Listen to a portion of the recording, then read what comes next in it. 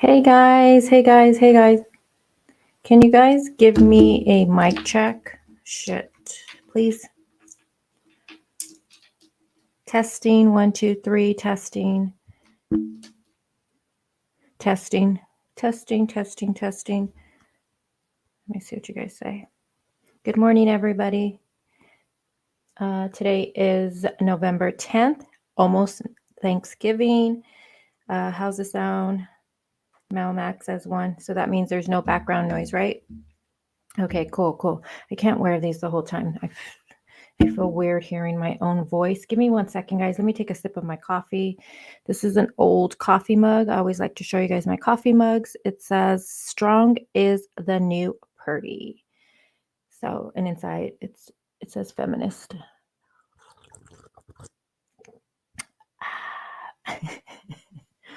For anyone wearing earphones, that was for you. Good morning, guys. It's been quite some time since I've been live and I've missed you. So I just noticed my name ain't on the screen either. How do I fix? Let me see if I know how to do that. Yikes, I don't know how to do it. Does anyone know how to do? How do I put my name back on screen? I took it off because, oh wait, I think I know. Oh yeah, there it is. There you go. There you go. Okay. All right. Hello, everybody. Good morning. Let me get to chat and see everybody. Hi, Budget Jones. See, I was going to say Bridget. We got allegedly BG, Mal Mac, Amelia. Good morning. Hey, Valerie. Thank you for being here. Is Delana here yet? Delana, where are you? She was giving me a hard time yesterday saying I didn't tell her I was going live last night. So I sent her a message today and let's see if she's here. Hey, crazy mama. She says, oh shit, why? What happened? Tell me. Hey, Rhonda, how are you doing? Hey, Grammy H, how are you doing? And then we got allegedly in the house. You guys know allegedly. I call him Scott because that is his name. I can't get used to the allegedly. Sorry about that. Max says good. Hey, Rose with Thorns, I missed you. How are you doing? And thank you guys for the ones that joined into the premiere live stream last night. It was super late, like around 7. I'm gonna let you guys know it gets dark super easy earlier now. So I don't know. I feel like the girls do their own thing earlier now, and I have so much time at night to myself. I think live streams are gonna either be early morning, but mostly late night around 7. Just letting you guys know. So I kind of enjoyed that. And if I look a little tired, I am so exhausted. I was up so late last night listening to this new interview that Amanda Bearden, Debbie Collier's daughter. How many of you guys listened to it already? Crazy mama. I think everyone knows who you are. How many of you listened to it? Put a 1 in chat, a 2 if you haven't, or a 3 if somewhat. I listened to it twice. So once the first time someone sent it to me, one of my subscribers. So thank you for sending that to me. And then I listened to it, but I feel like whenever I listen to any interview the first time, I don't know, my mind's all over the place because I don't know, it's just all over the place. And then I was watching someone who went live last night who played it. So I was in that chat for a little bit, but then I got off of it and I listened to it again with the earphones, with the notepad. And I was like, ooh, catching all kinds of inconsistencies. I mean, talk about a lot of inconsistencies, Amanda. Hey, Allison. Allison, what are your thoughts on it? Because I seen a comment you said, and I wasn't sure what it meant. So I was wondering, I just want to know what your thoughts, let me know what your thoughts are on it. If you watched it, just go for it in the chat right now. And I seen Vicky in the house. I don't know if I said hi to her. 1, Allison says 1, Jacqueline. Hi, Jacqueline. Lauren. Hey, Lauren. Every time I see Lauren, she always gets me like, because baby Summer's on her photo. Vicky 2, Rhonda 2, Rose didn't know it was a thing. Jen says 2, Budget Jones at 2, Val 1, Elisa 2, Crafty come lately says 2. Crazy Mama says, I only listened once. All I see was her looking at herself and wiping under her eyes. Oh my gosh, you guys. I have There is one thing that really grosses me out, and I know a lot of ladies do this probably, and it's a thing, I guess, but I don't know. You know how people get grossed out when they hear like mouth noises or like, eating noises or whatever it's called. There's a name for it. It grosses me out when I see someone like lick their finger and touch their face, or if you lick your finger and you touch your kid's face, it grosses me out. And how many times did Amanda do that last night? She was licking her finger and then wiping her eyes. And oh my God, I think she did it like a good 7, 8 times. I'm not even kidding. And I was like, I couldn't do it. I couldn't. Also, another thing, if you're wearing earphones, I do want to say there is a dog in the background snoring. I didn't know what the fuck it was. And I was listening to it with my earphones and I was telling Scott, oh my God, what the hell is this noise in the background? I'm going nuts over it. And it was her dog snoring. So if you're wearing earphones, it ain't my dog. My dog's not in here. It is, I think, let me see what her name is. Candace. I believe it's her dog that is snoring. And if you have earphones, trust me, even at one point, Amanda notices and she's like, what is that? I'm like, what the fuck is that? Let me see what Ellison says, because I really did want to Ellen. It's hard for me to say. It's hard for me to say how I feel. I've been in her position and can kind of relate. I kind of figured that, Allison, when I seen some of your comments. My family has come against me. I really felt, I knew you did. I knew. And that's totally fine. And I respect that. Um, so we're going to listen to, and I'm sorry you've been through that, Allison. And thank you for sharing. And you guys, like always, all opinions are welcome. Even if you do not agree with me, that's okay. My boyfriend always disagrees with me anyways with everything, so it doesn't bother me when people don't agree with me. So agree to disagree in chat. All I ask is that you guys are respectful, and don't argue and fight and all of that stuff in the chat. There's no need for any of that stuff. But I will let you know up front that I still think I have questions still with this case. I have been following it. I've been following it from the media aspect of it, but I haven't been watching anybody's live streams that have been covering it or anything like that. So I do know what's going on with the case, but I just don't. I'm having a really hard time believing she unlived herself. I really am, you guys, and I can't shake it unless when law enforcement comes out and does a presser and actually tells us in details why they believe she unlived herself and that talks report, then I'll go from there. But right now we don't have that. Yes, we have sources saying X, Y, and Z, this person saying this, and that, people trying to give their opinions. But until law enforcement officially comes out and we get that talks report and they explain why they believe, if they believe unliving, then I'll go from there. But right now, you guys, I have questions. I just don't believe she unlived herself. And I think it's interesting that, and I understand what Amanda is saying to a certain degree. Oh my gosh. Hold on. It's my daughter. Why? She wants, oh my gosh. She's waiting for her class right now. So can everybody just say hi to Little Crazy? Little Crazy wants, I don't allow her in my chat. She's blocked. Can you guys just drop hi, Little Crazy? Throw some hearts up for her, please. Yeah. Okay, where was I? Sorry, she distracts me. Deb says, I don't believe she did this to herself. Okay, so I'm glad. I want to know what you guys think, because before we get started with this, because I don't know what everybody thinks. I was thinking people were probably believing and thinking she unlived herself. People are going more in that route. And I was like, I'm probably going to be the oddball here, still saying I don't think she did unlive herself. I just can't. I don't know. I'm having a really hard time. Thank you guys so much. She's going to get all happy when she sees all that. I appreciate it. Hey, True Crime with Shannon. I didn't see you. All right. So put a 1 if you think Debbie unlived herself. A 2, no, or a 3, you just don't know. Malmac says nope, a big nope, just nope. She doesn't see it.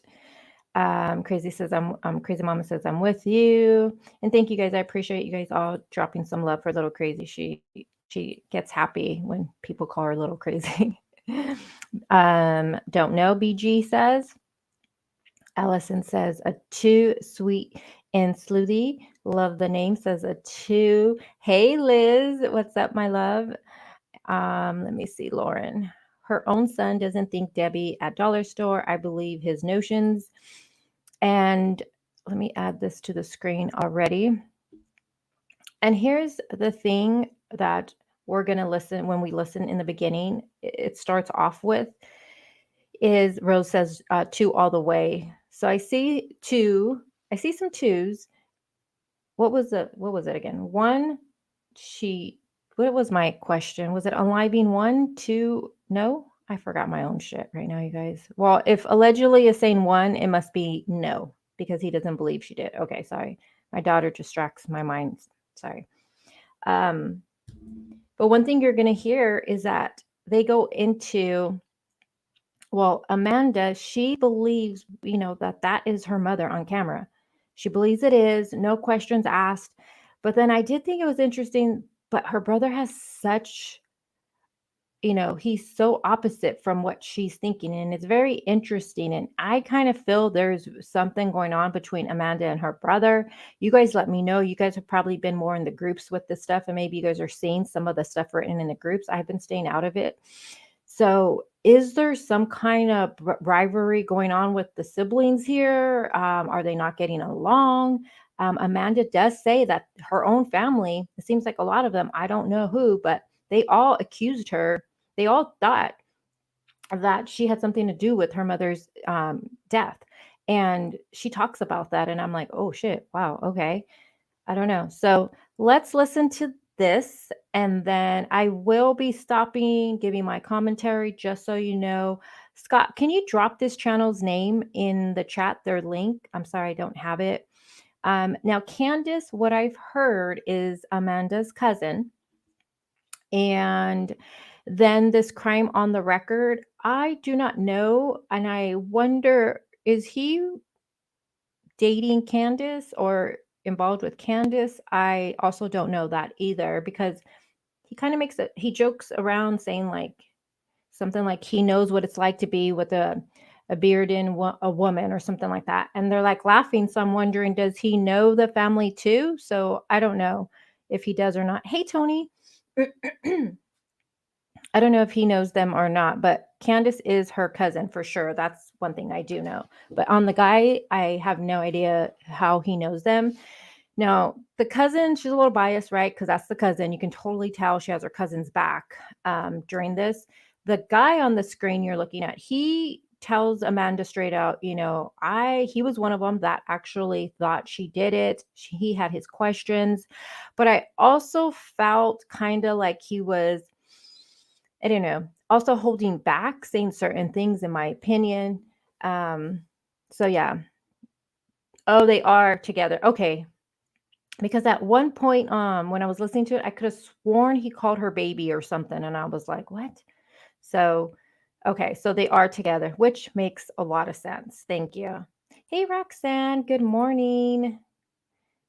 Roxanne's photo is one that I just love. All right. So get your coffee, your drinks, and let's get started. Let me get my notes ready. Let me move some stuff around.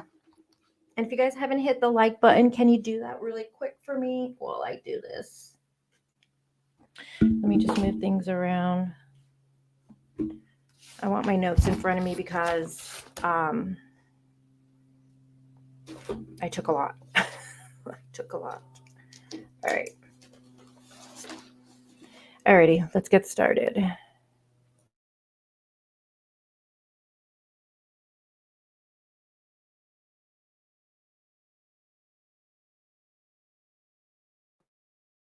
So if failure was found in a wood cage, Venmo message argument over some CCTV video, and uh, just a ton of other pieces of evidence has caused to gain national attention. Law enforcement hasn't held a press conference in over a month, which has caused speculations, rumors, and accusations to just be thrown out in just about every form you can think of. So, what do you do if you're in that situation? Do you stay quiet? Do you speak out? In my opinion, and I've said it many times on here, staying silent, that's the right move. For me, I'm not talking to anybody without an attorney, but it really is a catch 22 because we live in a world where remaining silent makes you look guilty. So people will speak publicly to avoid that. But when you do, you end up having armchair detectives use every little frame to try to what. However, I hate when people refer to us as armchair detectives. It's so ridiculous. And I just think it's funny because his channel is true crime. And I'm like, okay, whatever, dude. But yeah, I'm going to pick apart this interview. I mean, everyone knows people are going to pick this apart. Of course they are. We all have questions. And even this guy on the screen crime on the record, he has his own questions. So yeah, I'm going to pick it apart, just letting you know.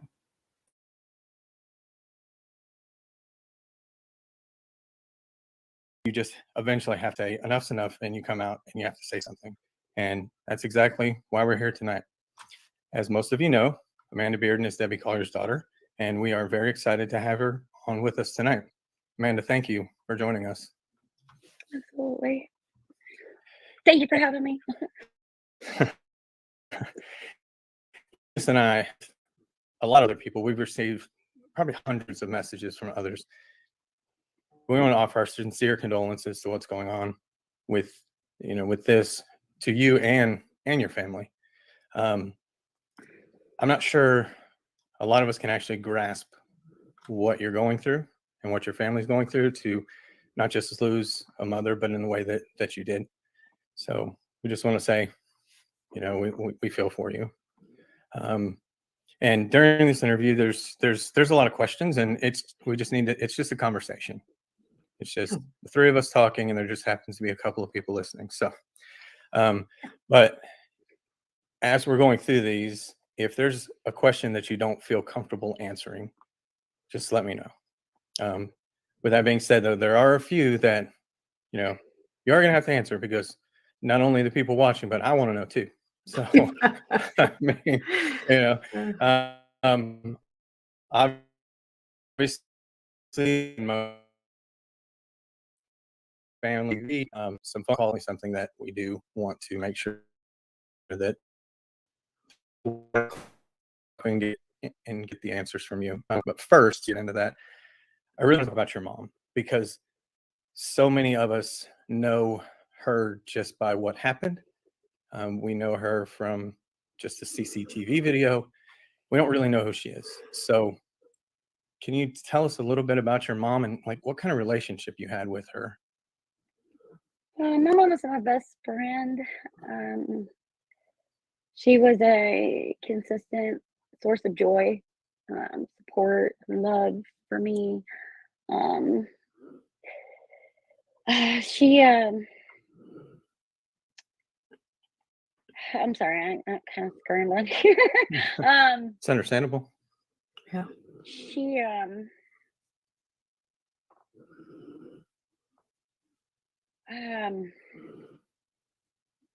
I'm so sorry. Someone is messaging me. I'm sorry. I'm getting nervous, y'all. I'm really sorry, but my mom, It's okay. she was just a bubbly, happy, strong individual. She didn't let things get her down. No matter how hard life was, especially growing up, she was always pushing forward, moving forward. She was a very private person. She didn't let her, dirty laundry just fly around. I guess that's not a lot of people that claim to know her. I'm not talking about everybody, but that in to her don't, yeah, they just don't know her on the level I do. So one thing that I noticed is right here. I know it froze a little bit. I'm going to rewind it a little bit. Sorry about that. It freezing. I noticed it too on my end. One thing I noticed with her right here, which I thought was pretty interesting, is how she says this throughout the live stream. She insinuates and lets it be known that she's the one who is the closest to her mom. And that could be very well true. But I don't know, it's just interesting. I kind of feel like, is this some jabs to her brother maybe? I don't know. It's just, I'm the one who knew her. Family may have think they have known her, but they didn't know her like me. You know what I mean? It's a very interesting, but then she knows her mama so well, right? But then she has no idea what is the Venmo about. And this Venmo transaction, I'm going to tell you guys now, it does get discussed here. It gets brought up because this guy wants to know about it. And I'm like him. But it never really gets explained. It never does. And I just thought about that this morning when I was reviewing my notes. I'm like, you know what? The Venmo never got explained. She doesn't know why her mom sent her that, but yet she doesn't know the day or the reason, the amount, or anything. But yet she knows her mama better than anyone. That was just very interesting to me, at least. I don't know. She's trying to prove it to others. I don't know. I just noticed throughout this whole thing, this is something that you're going to hear her say a lot, is that she knows Debbie more than anyone. And it can be very well true. Maybe she did. Maybe she was the closest one to her. You know what I mean? I mean, it doesn't seem like Debbie had any friends. I haven't seen any friends come forward or anything like that. You know, I'm not sure how close she was to her work buddies and stuff, but maybe it was just her children and her husband she mostly interacted with. I don't know. But it's just interesting how this whole live stream you're going to hear, she lets us know she's the closest one to her. Yeah, Cinnamon Bear. The Venmo answer was very weird, and I have that written down because I'm going to need you guys to help me understand that part because I'm still like, I don't understand her explanation. And thank you guys for being here.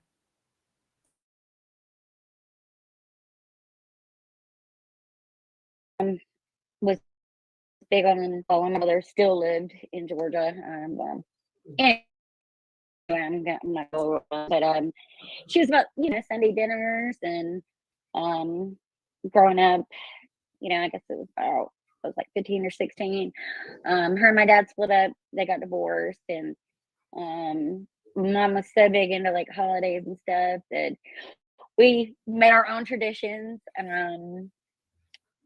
We like every Christmas we had it, and it was one of her favorite meals, a steak, salad, and a baked potato. She loved to cook. She had an amazing potato topper that was about 90% butter, and anyway. So the typical Southern recipe of everything, right? Yes, yes. Cardiac arrest. But she was just full of life, and she there I've struggled a lot in my life, obviously, but I've had tragedy in my life, and my mom was just always there, to say, baby, she always had the right things to say. She let me know that I wasn't alone in this world, and she just validated me all the time, Yeah. But anyway, Okay. Yeah. Well, and I sent some pictures to her last night that my mom sent me, and in every one of them, our mom's cooking. So I feel like that's literally all we did was eat. Like that's it. They're just everything was cooking. Yeah. So they were serious about some Southern food. All right. Well, thank you for sharing that, and I don't want you to get too upset before we start talking about some of these. So let's just go ahead. Yeah, yeah. No, I would say I understand, but I don't. I mean, there's no way I could. So we did have a lot of questions from people. So why don't we just go ahead and jump into those? Well, I want to start with, the questions about that have been going on with your mom in the day, that Saturday or on September 11th. So the first one, a big one, is the argument or the debate or whatever you want to call it, of the see video. Do you think that's your mom? The jersey that she was wearing, she's probably had for over a year. It was just something that she would throw on a game day. She worked through the week. Saturday was her day to go shopping. And I would assume that was why she was dressed that way. Okay.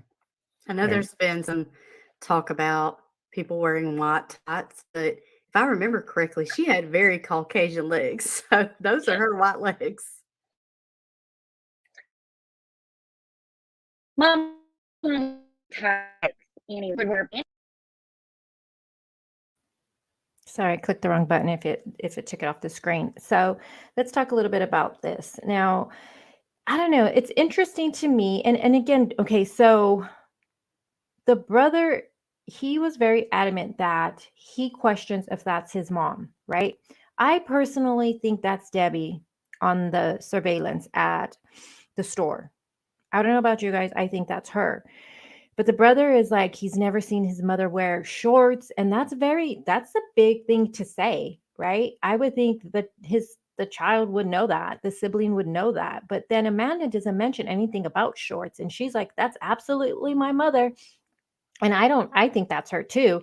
But it's just interesting to me. And I want to know what you guys think, how Amanda is so adamant that that's her mother and doesn't mention, oops, my dog's in the background, and doesn't mention like, oh, she was wearing shorts. She doesn't wear shorts, but she doesn't mention anything like that. But her brother is very adamant, like she never wore shorts. I never seen my mom wearing shorts and all this stuff. So it's just very interesting, the two different statements when it comes to, was that your mom on camera?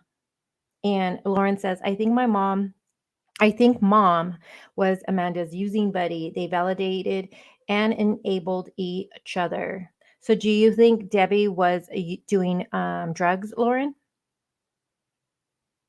Sammy C says the legs don't look like female legs. Bear says the brother rubs me the wrong way, to be honest, and that's totally fine. You guys, let me know what you guys think. I honestly I've always been suspicious, obviously, of Amanda and her boyfriend. You guys already know. Now, I don't think Amanda actually did anything to her mother, meaning she, was there and committed the crime against her mother. I don't think that. Maybe you guys do. I don't. But I do think she knows who they are. And I do think she does know what that memo was all about. And I do think she knows why her mama was actually out there and what her mama was really doing that day. I think Amanda knows all of that. But I don't think she actually was there when all of that took place. But I do think she knows. My opinion, of course, speculation and all of that. Allegedly says, I actually mentioned that last night in Brit's Live. My landlord's new girlfriend looks nothing like Debbie's face to face, but when I saw her out the window, I would have mistaken her for color easily. Pain pills. So you think she was doing pain pills? And, I'm really interested in knowing what that tox report's going to come back, right? Because if she unlived herself, what is the story behind that? That she took some medication and then did that? I don't know. No, Bear. We're still waiting for anything official from law enforcement. So a lot of things you're going to be hearing are from sources that allegedly speak with law enforcement or some shit like that, right? It's all allegedly coming out. It's all, a source says this person is saying that, this one is saying this, but law enforcement, what I've seen, nothing from them officially. And I'm waiting for something officially. Like I said, I don't think she lived herself, but I do. And I am very interested on what law enforcement comes out officially to explain to us. If they do think this is now unliving, how are they going to explain that? I want to hear their details. Hey, people, Pippa Longstocking, how are you doing today, my love? I'm curious to know if Andrew had shaved legs, arms, or dyed his hair prior to this day that Debbie was found. I'm not 100%. But the thing about Andrew is he is way thinner than the woman on camera, way thinner. And I'm not sure if you're referring if that can possibly have been him pretending to be her.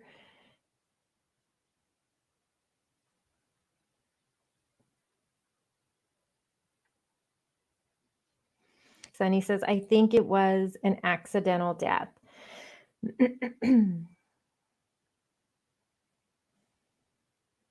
But how do you think, okay, so if you think it's an accidental death, what are your thoughts in that though? Do you think I can't get past the abdomen being burned. And hey, Bushit, I want to make sure I said hi to you out loud. Bushit says, Andrew had a beard before and after.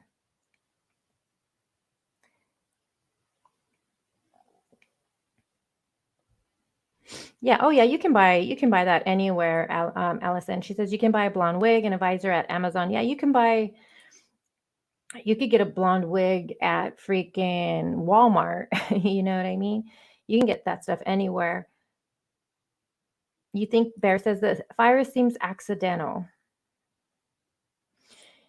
Maybe they owed Dillers some money and they collected and she knows about it. That's one thing I'm thinking possibly might be a theory. I know people think that's crazy, but I don't know. I just think she knows, in my opinion, she knows who they are. She was so close to her mama, but you get a text as they and that amount and what it says, but yet you have no explanation on it. Like there's nothing like, I just feel like if I'm thinking as a mom too, you know, if I'm sending a text like that, they and what it says, I'm going to expect that person to know who they are. You know what I mean? And why she's getting that amount and why the topic about the key and all of that stuff, you know, but yet Amanda has no clue. No clue. I don't know. It's just, I don't know. I have my question, guys. And I just want to say, Amanda looks good, I think, right here. I think it looks like she cut her hair possibly. I think she looks good right here. Because I know some people were saying that she looked horrible and stuff. I think she looks good right here. Lauren says, those legs. Hey, SC, if Amanda cut her hair, she could also cut a wig. Oh, yeah, for sure. So do you guys, okay, wait a minute. I'm getting confused with you guys. So do you guys think that's not Debbie in the video? I feel like we go back and forth with this. We discussed this many times. And before everyone was like questioning, was it Debbie? Was it Debbie? And we were like, yeah, I don't know. But then we were like, yeah, that's Debbie. That's Debbie. Now I'm thinking, do you guys think it maybe not be Debbie now? 1, Debbie, 2, no, 3, I don't know. I think it's Debbie, you guys. So 1, Debbie, 2, no, 3, I don't know. Put it in chat. Hey, Delana. In the beginning of this live, Delana, I'm like, Delana better be here because I sent her a message. Delana says she does. She thinks it's her. I think it's her too. I do. Okay, maybe I'm lying. Majority of me thinks it's her, but if it came out, it wouldn't be her. I would not be shocked at all. Sunny says 1. Amelia Sparkles says 1. Crazy Mama 1. Bear says 3. She doesn't know yet. Val says, I don't think it's Debbie in the video. And thank you for sharing that. Okay, if you don't think it's Debbie, who do you think it is then? Do you think it's Amanda? No way it could be. No way that can be Andrew, because there were certain conversations said at the register, right? And I would just assume you would be able to tell a man's voice, or if a man's trying to sound like a female. That would be, I don't know, to me that would just catch my attention. And not only that, he is so much thinner than that video, the person in the video. I definitely for sure don't think it's Andrew, you guys. Scott says, personally, I feel it is. After seeing my new landlord's girlfriend from above and at an angle, I'm doubting myself. Don't we always? I tell you, I go back and forth with this. Vicky says, I'm not sure, especially with Son questioning it. I mean, I'll be honest, when the Son questioned it, that also made me like pick a little step back, like, whoa, because he was so adamant about it. Like, my mama never wore shorts. I never seen my mama wearing shorts. I don't know if he gave a time frame, his exact wording, but I was like, that's interesting.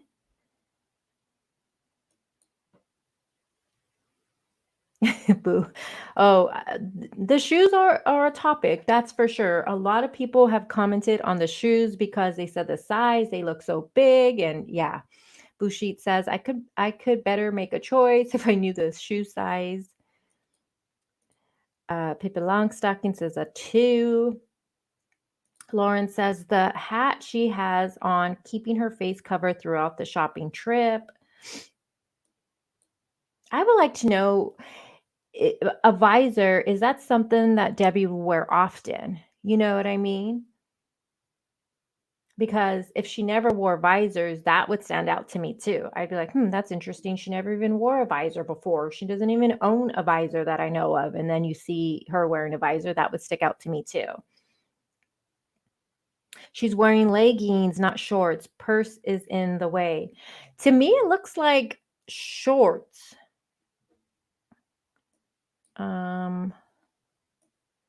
Let me see.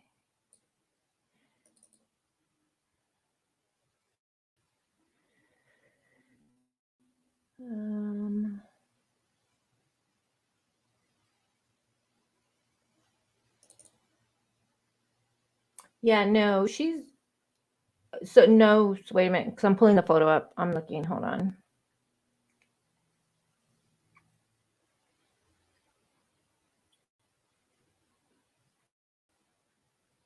No, I don't think she's wearing leggings. Those are definitely shorts. I think those are definitely shorts. So you think she's wearing white leggings?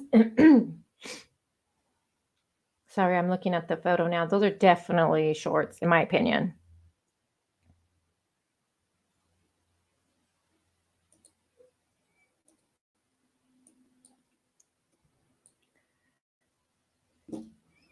Allison, I feel like I do too. She says, I go back and forth if it's Debbie in the video. I know. And I started going back because of what the Son said. I was like, Crazy Mama says, Andrew has a beard and Amanda's legs are bigger. Amanda's legs don't match. She got tree trunk for legs. Sunny says, Amanda has yes, and thank you for bringing that up. She says, Amanda has a large tattoo on one of her arms, unless she covered it. Yeah, she does. She was wearing shorts, Boo says. If anyone that's an older female, a person's eyewitness account would be older female, not exact. Hey, Paula, it's Debbie. It's Debbie in a skirt. So Paula thinks it's Debbie in a skirt. Okay, we're probably going to have to end up looking at that all over again. I mean, I can go from a skirt or shorts. I can go with that, but I don't think she's wearing leggings, that's for sure. But a skirt or shorts? And I wonder, does she wear skirts a lot?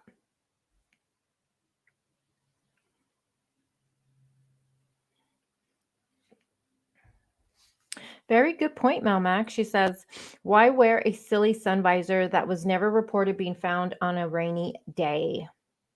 Hey, Bob. Oh, she definitely does, Bob. She unraveled as this interview goes on. She definitely has serious issues. Yeah, she does. Definitely. Towards the ending, she really does. I think she gets the most emotional. And I really don't even know what to say during this part of the interview towards the end, but she really gets emotional. And it's when she goes into the discussion of her own traumas and her own, mistakes. Like she suffered from addiction, she suffers from mental illness, depression. She talks about being bipolar at one point and how she was misdiagnosed. And so being misdiagnosed, not being on the proper medication, and all this stuff. So she gets into all of that. And that's when you really see her break down. Like she's really broken down during that time. All right, let's get back.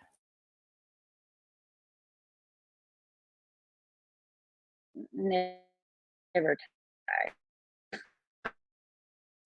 Nonsense. Who say definitely 100%. It's Her. done. And my mom and her body type, her hair, you would know it's my mom without a shadow of a doubt. I don't care if a visor was covering her face. I know without a shadow of a doubt that's my mom, and I don't understand. I don't get where that's coming from. Okay. Now, after she went back out into the parking lot, she was there for a little bit before she left, and people have asked if we would ask you what you and your mom were talking about when you were on the phone with her in that parking lot. I wasn't on the phone with my mother. I'm not sure why she was there for the amount of time that she was. Excuse me. But no, I didn't speak on the phone with my mother at all on Saturday. We had exchanged some text Friday, but I didn't speak to her on the phone at all that day.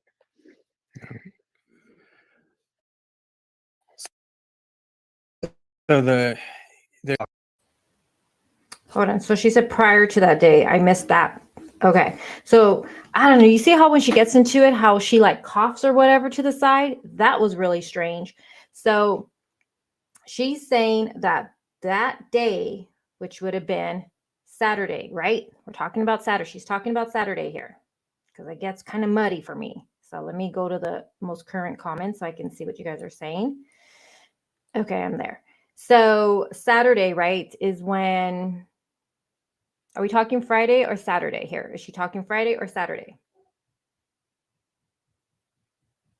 I want to wait to see what you guys say. So she said that she did not talk to her mother that day. And I don't know, her coughing to the side was really weird for me. I don't know. So she didn't, I'm going to rewind it and we're going to listen to it again. But she didn't speak with her mother that day on the phone at all on Saturday. I wrote down on Saturday.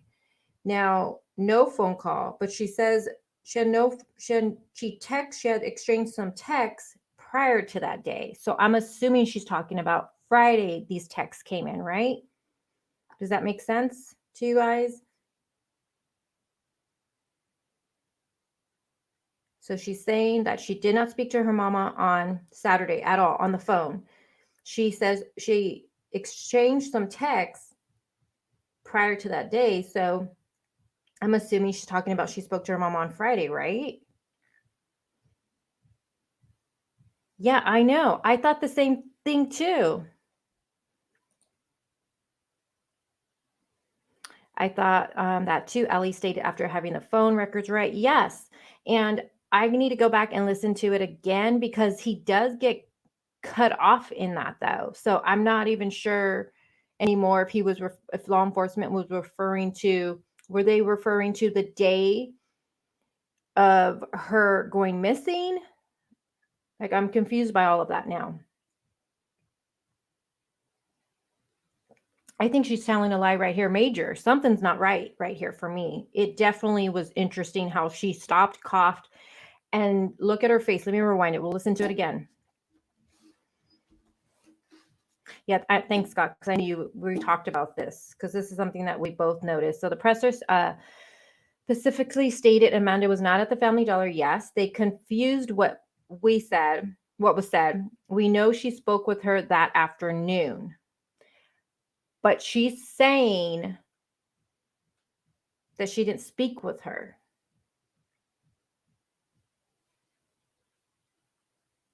Crazy mama. I kept waiting for her pants to catch fire.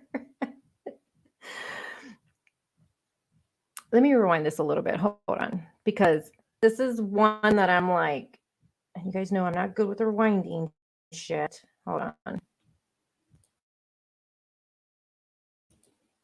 Hold on. There's like a banging noise. What the fuck is that?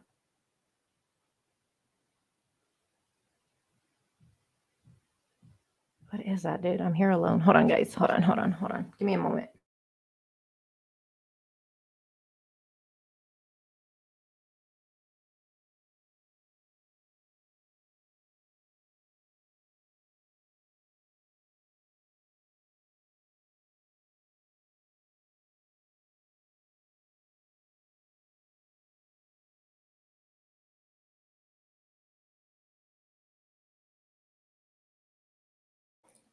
Okay, sorry. I don't know what that is, but it's weird. Let me rewind this a little bit.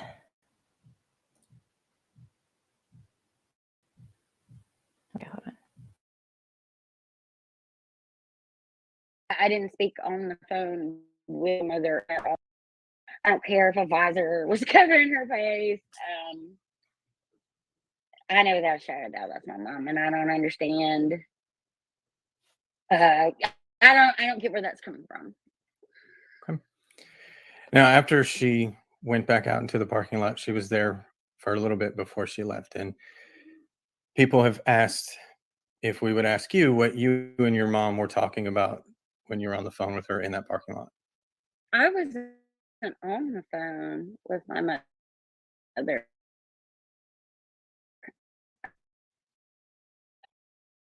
For my time.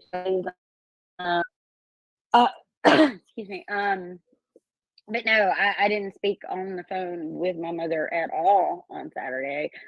We had exchanged some texts prior that day,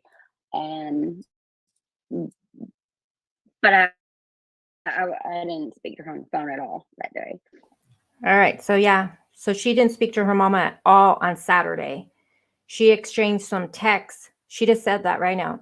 Exchanged some texts prior to that day. So I'm assuming that would be Friday. So Saturday, she did not speak with her whatsoever. Nothing. Nothing at all. So keep that in your noggin, guys. Keep that in your head. She just said she didn't speak to her mom at all on Saturday. And she exchanged some texts, but she says prior to that day. So would that have been Friday she's talking about? And just think about that too, because she's so calm about it, right? She didn't speak to her mom at all on Saturday. She's so calm about it. Like it's not a big deal. So she did not, yes, no, nothing on Saturday, no conversation whatsoever, she's saying. No text, no text, and no phone call, because she said she exchanged texts, but she says prior to that day. So I'm assuming nothing on Saturday. It's okay, Rose. You'll have, trust me, I'm going to end up watching it again after.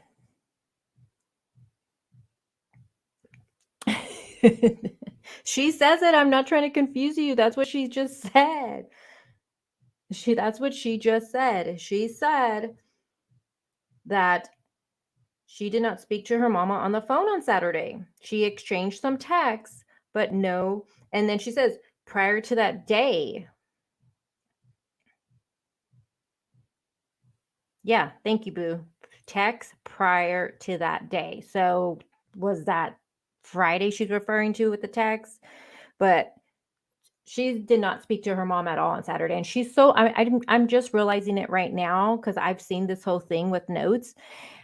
She is so calm about it, though. I'm just realizing it. And you'll understand in a little bit why I'm saying it like this. She's so calm about it. Like she didn't speak to her mama that day. It's just like nothing, like, and I'm getting the vibe like they don't talk every single day, all day, So it's like, oh, I didn't speak to her that day, and it's, I don't know, her coughing and looking away. That really bugs me right there before she gets started. But just keep this all in your noggin, guys. Keep it all in your noggin. My.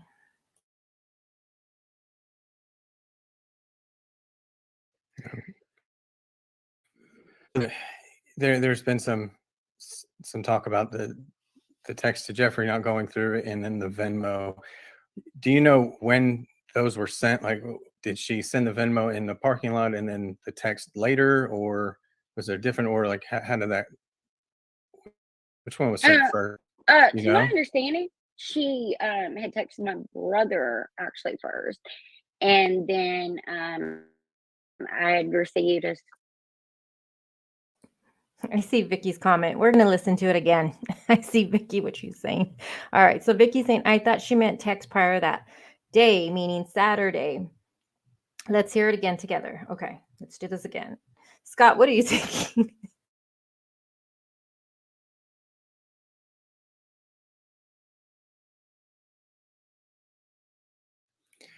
Now, after she went back out into the parking lot, she was there for a little bit before she left, and people have asked if we would ask you what you and your mom were talking about when you were on the phone with her in that parking lot.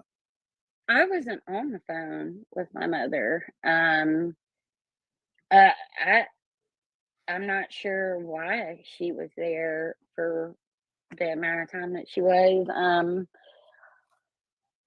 Excuse me. But no, I didn't speak on the phone with my mother at all on Saturday. We had exchanged some texts prior that day, um, but I didn't speak to her on the phone at all that day. Nope. Now I hear it even more. Nope. She did not talk to her mom at all on Saturday. She wasn't on the phone with her mother. She didn't speak to her at all on Saturday. They exchanged some texts prior to that day, and I'm assuming prior to Saturday because that's the day we're talking about right now. That's the day the guy's asking about. So yeah, she's saying right here she didn't speak to her mom at all on Saturday. And prior to that day, I'm going to only assume that would have been a Friday. No, now thank you, Vicky, for saying that comment because I went back and now I'm even more comfortable with saying it. Yeah, nothing on that day.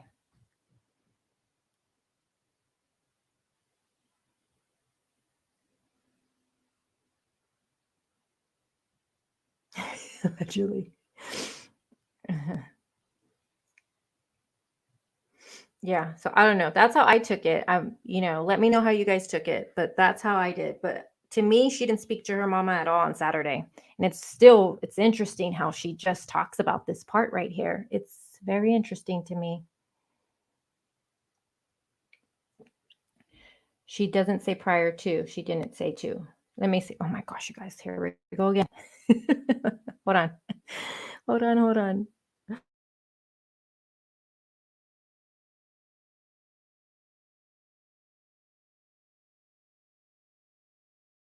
I don't care if a visor. I know without a shadow of doubt that's my mom, and I don't understand. I don't get where that's coming from. Okay. Now, after she went back out into the parking lot, she was there for a little bit before she left, and people have asked if we would ask you what you and your mom were talking about when you were on the phone with her in that parking lot. I wasn't on the phone with my mother. I'm not sure why she was there for the amount of time that she was. Excuse me. But no, I didn't speak on the phone with my mother at all on Saturday. We had exchanged some texts prior that day, but I didn't speak to her on the phone at all that day. So Prior to that day, did not speak to her mother, but exchanged some texts prior to that day. That's what she said. We're moving on. Do it, Scott. Do it. Yes, thank you. Yes. I think, can we agree on that? This is why I love you guys. Prior to that day, yes. Loud and clear, Scott. Nope, she did not speak to her mama. I can't with you all. Okay, let's go on.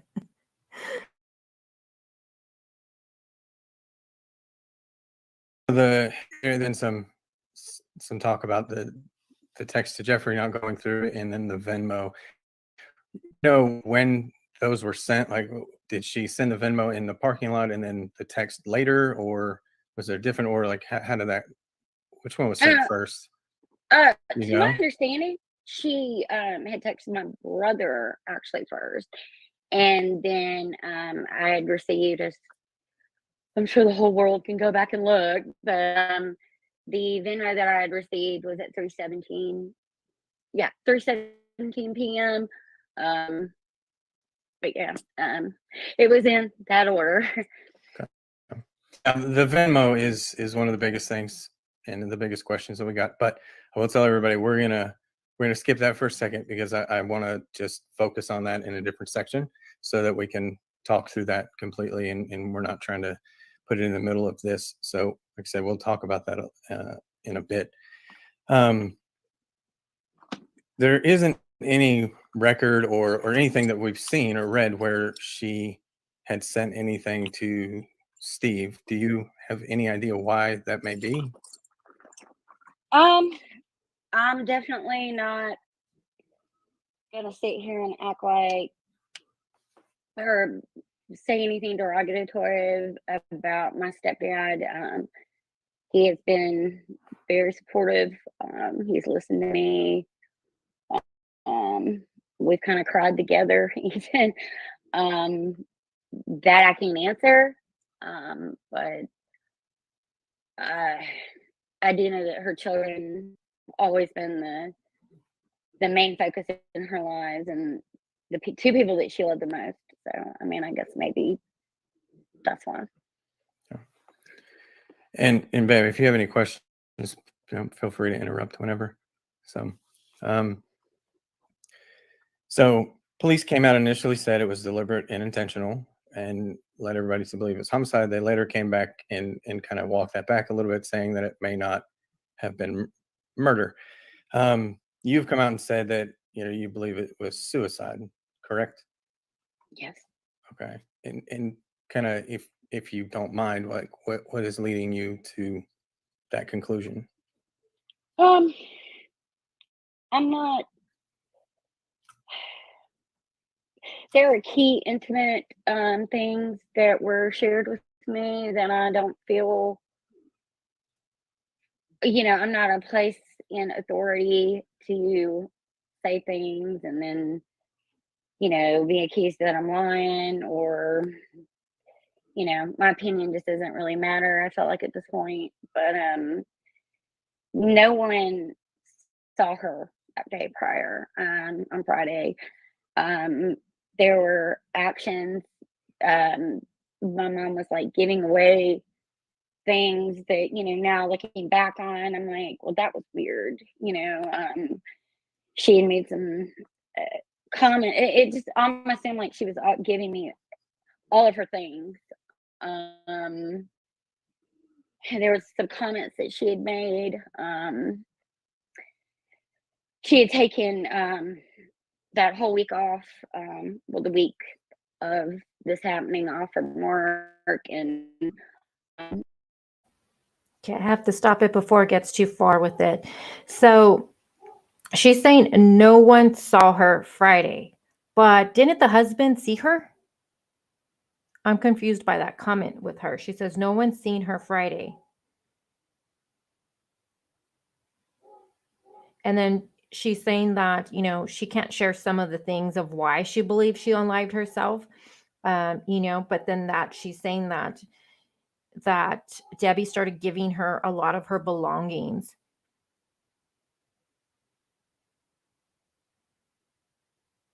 Didn't the husband say he's seen her? She said none of this in the beginning. Yeah, I know, Delana. She kind of talks about the why behind that. But definitely, in the beginning, we know it was no mental health issues, wasn't depressed, any of that stuff, So She does address why she didn't say any of that stuff in the beginning.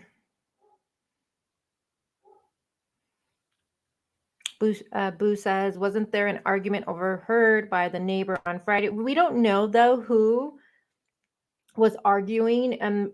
All I know is that they said that they would see a younger female, a younger woman that would come over, and then they would hear arguing. But no one knows exactly who that was.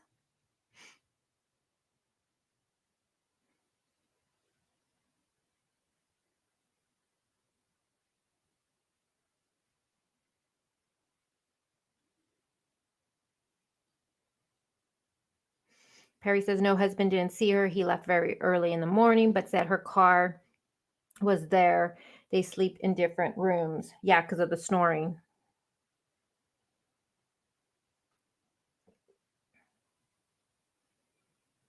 Me too, crazy mama. But no one's seen her on Friday. And I do wonder if Debbie was actually giving Amanda all of her things. Or did Amanda just take it? I don't know. Sorry.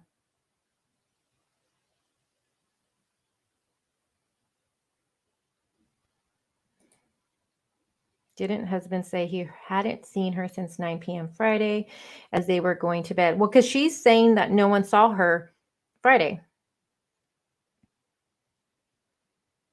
I don't think so, Scott. She's not here, Scott. That's why. And if she blocked you, I would know about it. Sunny, Candace is Amanda's cousin. And the guy on the screen is dating Candace, is what we figured out. Well, didn't figure out, but Candace is her cousin, and the guy and Candace are dating together.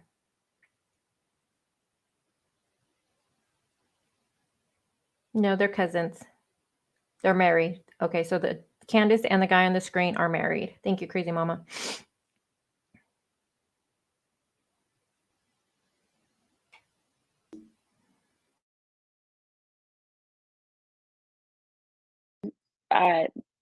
It's Friday. I said, Mama, it's getting Friday. You're going to go back to work on Monday. And she says to me, yeah, I can't wait. And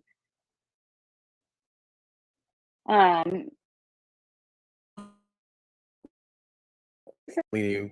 could. I'm not. There are key intimate things that were shared with me that I don't feel, I'm not in a place in authority to say things and then, be accused that I'm lying or, my opinion doesn't really matter. I felt like at this point, but no one saw her that day prior on Friday. There were actions. My mom was like giving away things that, now looking back on, I'm like, well, that was weird.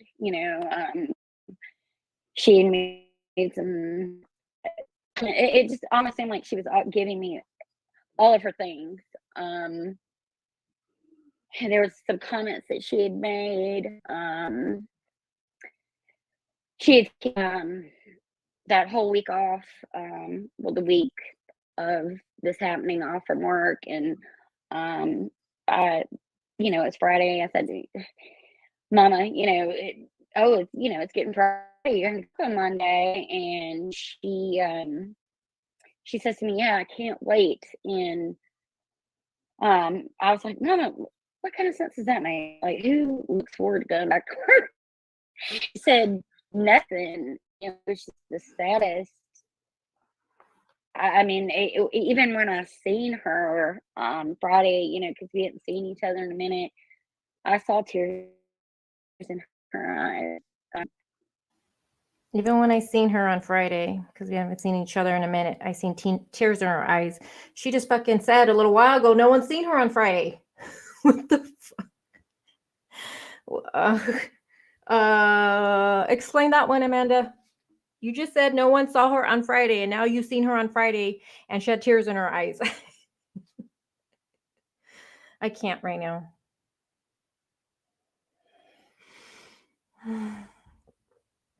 Let me rewind. Yeah, I know, you guys. She just said no one saw her Friday, and now she's saying she's seen her on Friday. She's sad. She had tears in her eyes. I thought you just said a while ago. And I'm just wondering if any of them caught that on when well, I doubt it, because sometimes when you're doing a live stream, there's a lot going on. But I wonder, and I'm going to look at the guy's face when she says this, because I wonder if he caught it. I feel like the cousin, I'm sorry, I think she's a little biased. I think she's totally biased in my opinion, but I wonder if the guy caught it, that, hey, you just said no one's seen her on Friday, and now you're saying you seen her on Friday and she had tears in her eyes. Like, what? Hold on, let me rewind it. I want to look at the guy's face.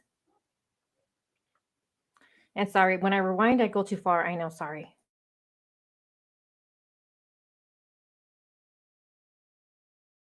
Friday. So police came out initially, said it was deliberate and intentional, and led everybody to believe it was homicide. They later came back and kind of walked that back a little bit, saying that it may not have been murder. You've come out and said that you believe it was suicide, correct? Yes. Okay. And kind of, if you don't mind, like what is leading you to that conclusion? I'm not. There are key intimate things that were shared with me that I don't feel authority to say things and then be accused that I'm lying, or my opinion doesn't really matter, I felt like, at this point. But no one saw her that day on Friday. There were actions. My mom was like giving away things that now looking back on, I'm like, well, that was weird. She had made some comment. It just almost seemed like she was giving me all of her things. And there was some comments that she had made. She had taken that whole week off, the week of this happening, off from work, and it's Friday. I said, Mama, it's getting Friday. You're gonna go back to work on Monday. And she says to me, yeah, I can't wait. And I was like, Mama, what kind of sense does that make? Like, who looks forward to going back to work? And she said nothing. And it was just the saddest. I mean, even when I seen her Friday, because we hadn't seen each other in a minute, I saw tears in her eyes. I'd never seen her that sad. I kept asking her, Mama, are you okay? Are you okay? And it's funny, when she had left the house, she wouldn't even tell me goodbye. Just looking back on these things.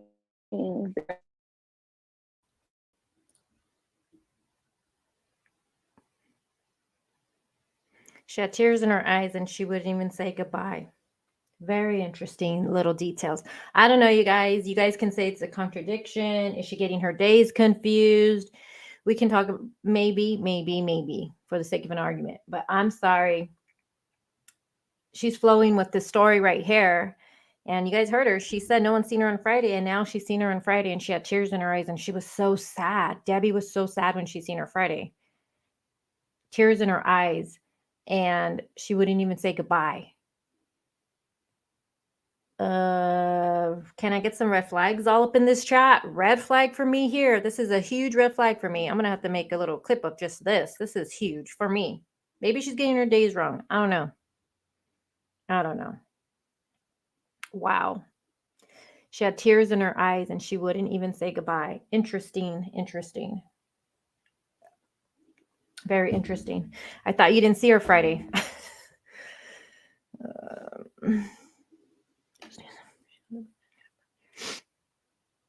Wait, what am I waiting for? I need a red flag. Did I miss something? That's what I had originally thought, Bushi, right? But now she's saying no one's seen her on Friday. So her story's getting all mixed up. Amanda should have been smart and just never did any interview. She should have just been quiet, because now she's doing this interview, and guess what? She's mixing up some stuff. She's mixing up some stuff, because originally it was she got back on Thursday, right? I had a timeline somewhere here. I don't know where I have it. I did a timeline. She got back on Thursday, and there was two different explanations I remember that Amanda had stated and then that her boyfriend had said. But she's saying that, yes, they had lunch or some shit like that. But now that's not the case. Now she didn't see her on Friday at all. But then as she's going on, guess what? She's seen her mama on Friday, and her mama had tears all up in her eyes and didn't want to say goodbye to her. And she was so sad. Vicky, exactly. Truth doesn't change. Lies do. She should have never spoken, you guys. Honestly, she really shouldn't have. I mean, I'm glad she did, but she really shouldn't. She's stupid, I think. My opinion. Sorry. She should have kept her mouth shut. Mm-hmm. Yep, that's right, Scott. And I have that on my phone too. So I'm going to play, when she gets to a certain part, I'm going to play that. I really want to know what Candace and her man, because they went back and rewatched this shit. I wonder, come on. We're all catching it, guys. Come on. And are they not going to catch it? Are they going to come out with a correction like, oh, she got her days mixed up? I feel like that's going to be said probably today or some shit like that. Probably will be. But I'm sorry. This is just suspicious to me. It's a red flag. Her story is all over the place right here.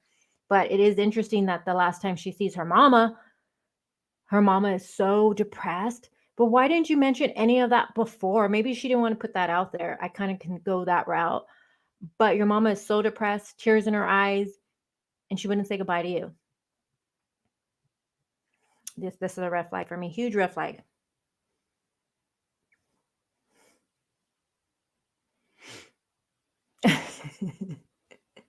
I know, crazy mama. I mean, I don't know. Red flag, red flag. I have red flags all over right here.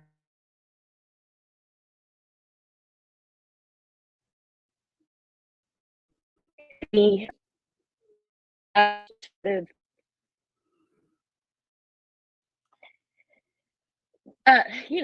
it's not that I did,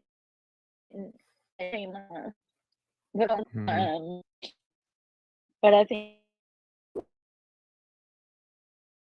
she didn't burden me with.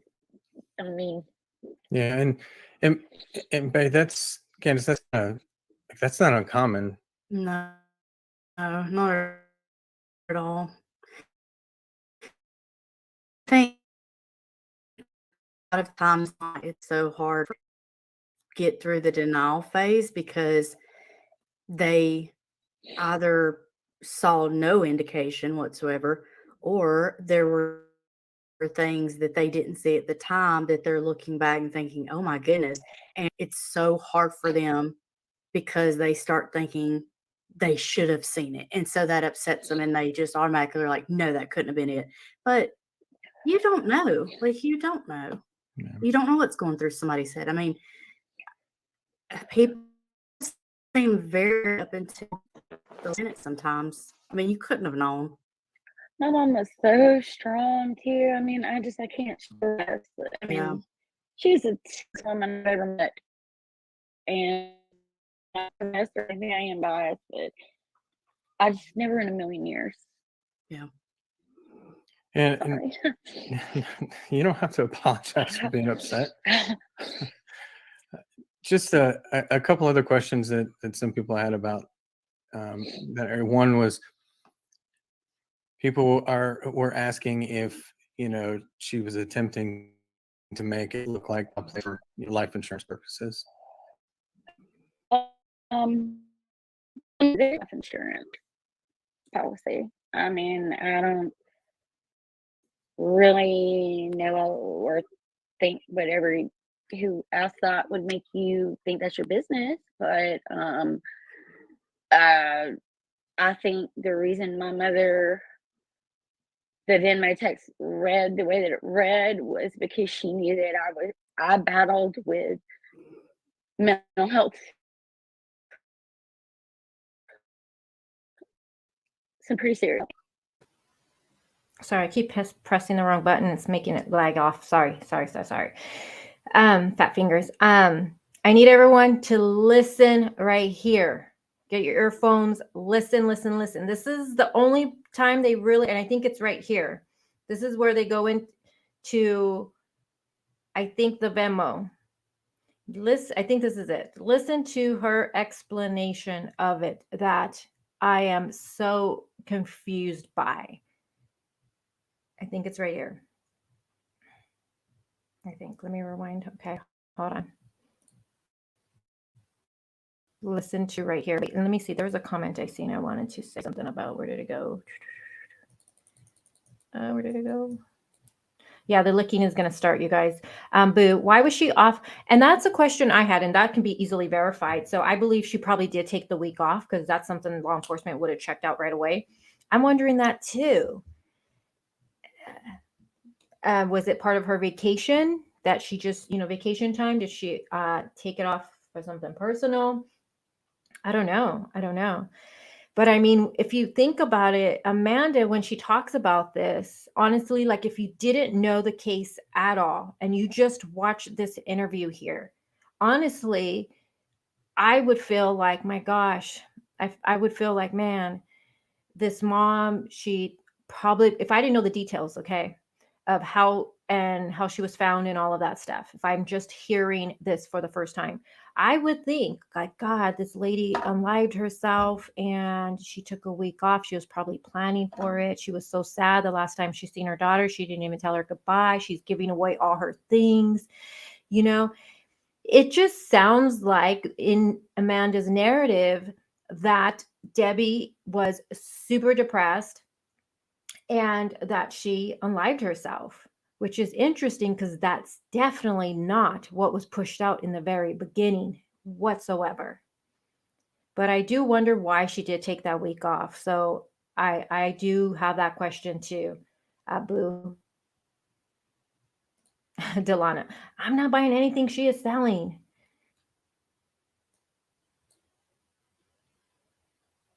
I want to know if there's a policy, if there is. And the way she says it too, though, it's like, girl, All right, so ready? Okay, so she took off work to gather all her goods to give to Amanda, right? Right. Seriously, hey Mel, Debbie was excited to go back to work. How is that a sign of depression? Yeah, I know. Exactly. Thank you, Mel, for saying that.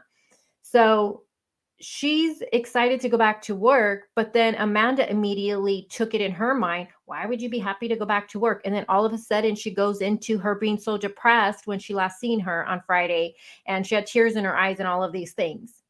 Like, what? It makes no sense. Thank you for bringing that up, Mal.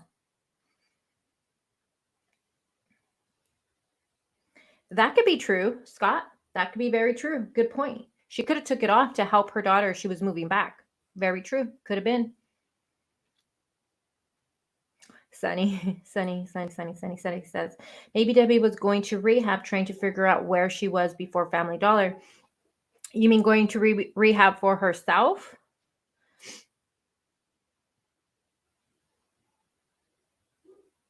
Okay, so let's listen to this part. Please, let's listen to this part. Okay.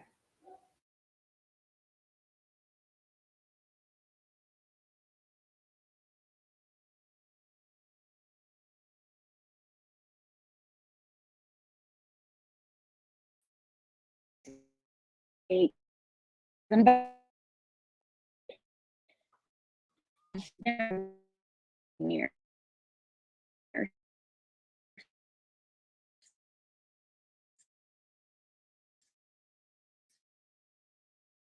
And the people had about one was people were asking if she was attempting to make it look like foul play for life insurance purposes. To my knowledge, there is no life insurance policy. I mean, I don't really know or think whatever who else thought would make you this, but I think the reason my mother, the Venmo text read the way that it read was because she knew that I battled with mental health, some pretty serious mental health issues myself, and I think maybe she just said those things to make maybe the acceptance of it easier. Anyway. Yeah. Okay, so did you guys catch that? Like, in all serious, I do want to take a little bit of time to talk about this, because this is the one part of the whole interview that left me like, what the fuck?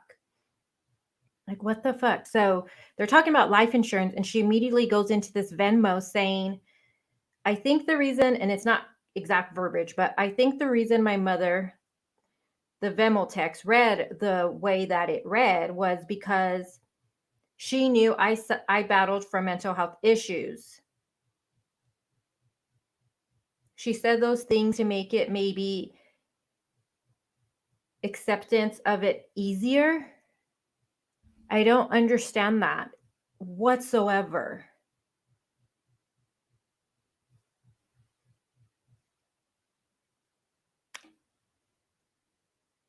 It read the way it did to make this easier. I don't understand that, you guys, and I need someone to help me figure this part. This is the only part of the interview that I was like, what the fuck is she even talking about?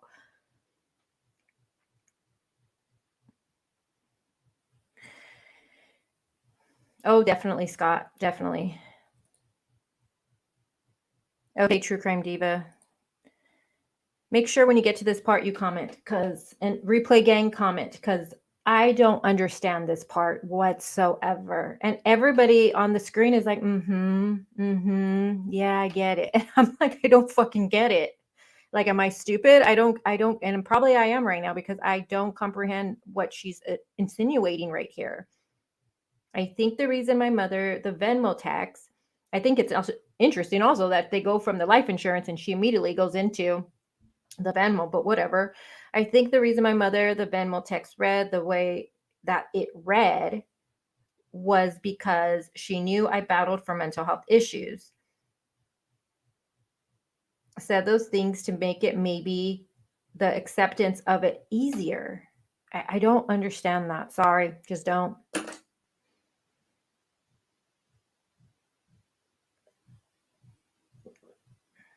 Rose says, I'm with you. I'm hoping someone can help me understand in chat, because I don't. How does those even things go together?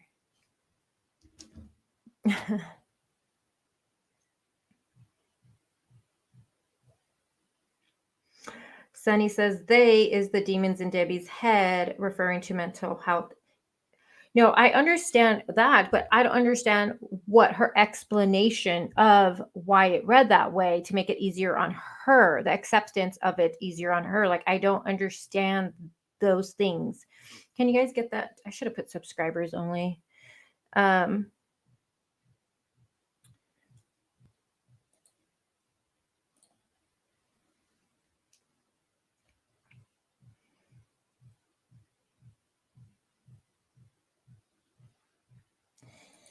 Scott said, oops, sorry. Scott says, she's saying that Debbie sent they won't let me go, so Amanda could understand she was going to take herself, her life.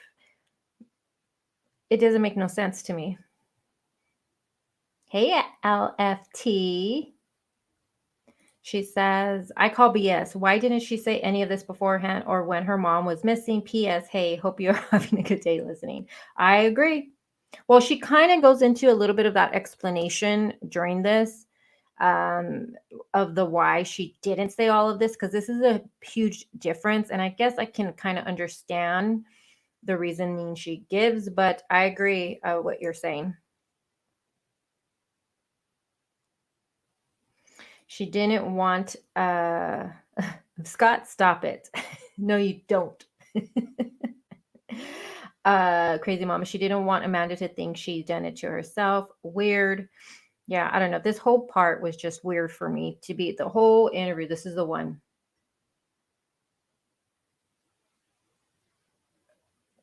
I don't know. Is she trying to say Debbie was trying to make it look like a kidnapping, but she was intending to do away with herself? I don't know. I just think it's interesting how she says, she said those things to make it maybe the acceptance of it easier. Going to rehab with a tarp. Yeah, I know, Lauren. Crazy mom. Yeah, Linda just says it how it is. You can't understand because it's not true. Right? You can't understand it because it's not true.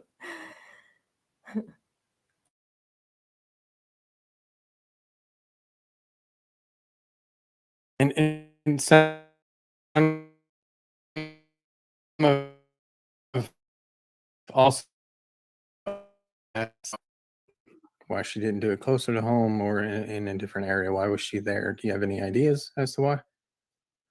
I don't know. Maybe she thought. I mean, there's no way she couldn't have. It couldn't have crossed her mind that I wasn't gonna do everything that I could to try to find her. I'll never believe that. But I mean, honestly, I don't know. You know, for a lot of people, they don't want to ruin a place for somebody or a situation. So, I wonder if it was that she thought, if I is in my home or in our hometown, they're always going to associate this place with that. And it's going to be hard for them to interact around here, and people are going to talk about it and hear about it.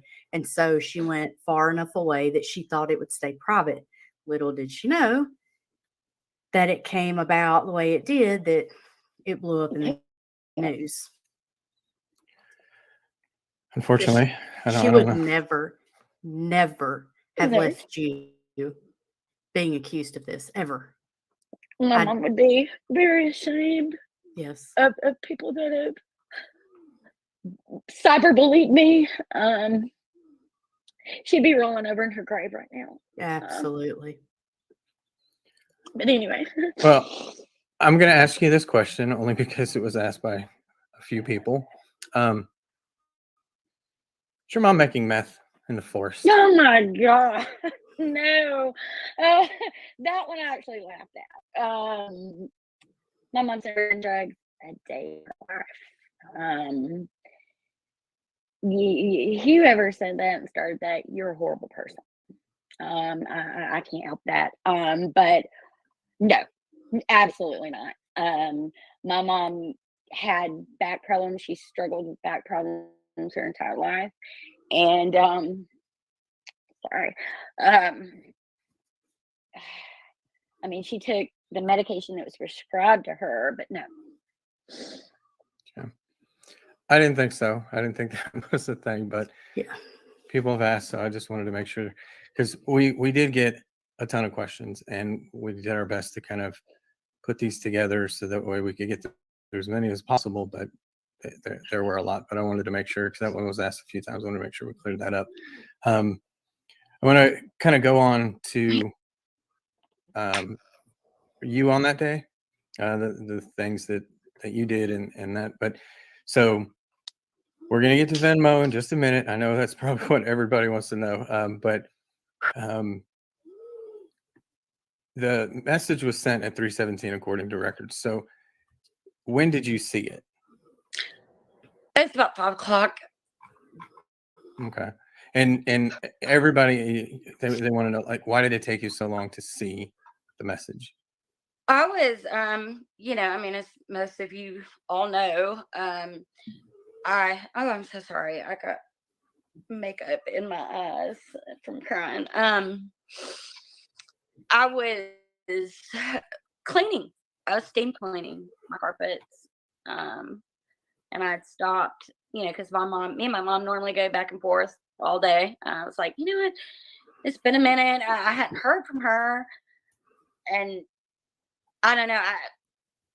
I don't know. I just had some sort of feeling over me. I mean, to be completely honest, because it was weird. So, I checked my phone and message.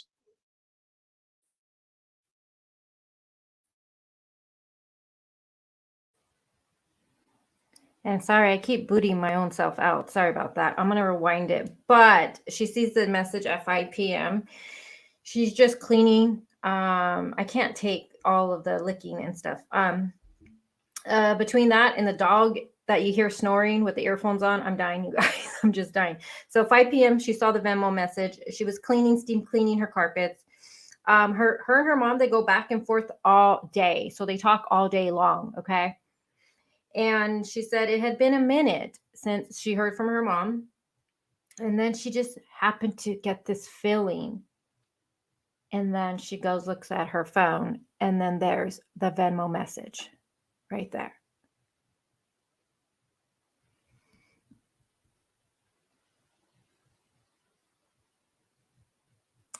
Felt weird at 5, so check phone, but haven't talked to mom all day. Exactly. And remember,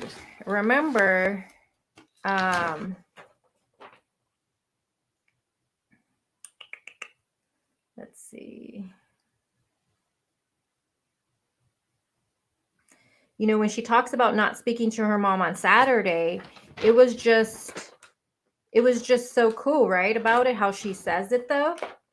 Like not a big deal, like nothing red flaggish, right? But now we're like, they talk back and forth all day long. And then she's just like, hey, I have this weird feeling. I haven't talked to my mom. Let me go look at my phone. And bam, there's the Venmo. I don't know. Why wait to 5? And Tony, what are your thoughts on this? You think she did it? Let me see. The 5 o'clock notice of the Venmo message is correct. It aligns with what Andrew said in the YouTube comments a few weeks back. There was a delay. Well, I mean, Andrew, of course, their story's gonna align. I mean, come on, but no brainer there. But what about didn't she go look for her mama at Walmart or Ulta or something like that? Hey, sugar, good to see you. Duh.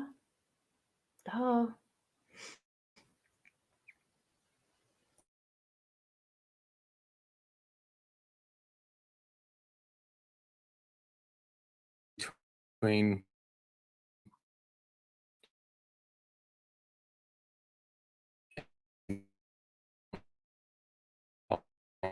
can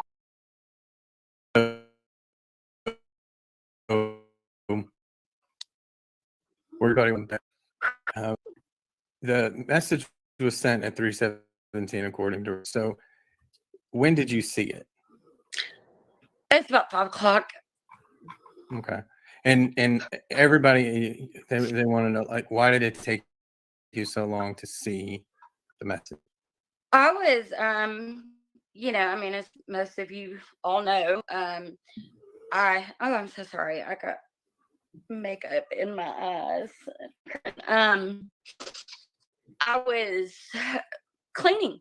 I was steam cleaning my carpets. And I'd stopped, because me and my mom normally go back and forth all day. I was like, it's been a minute. I hadn't heard from her, and I don't know. I don't know. I just had some sort of feeling over me. I mean, to be completely honest, because it was weird. So, I checked my phone and there was the message.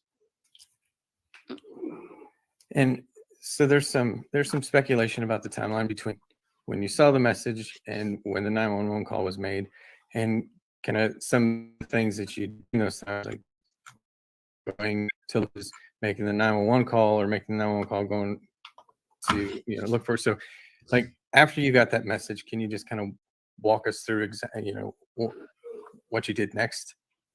Well, first of all, I was in a complete state of terror, anger. I mean, I was a basket case because I didn't know what to think. I started calling Steve over and over and over again.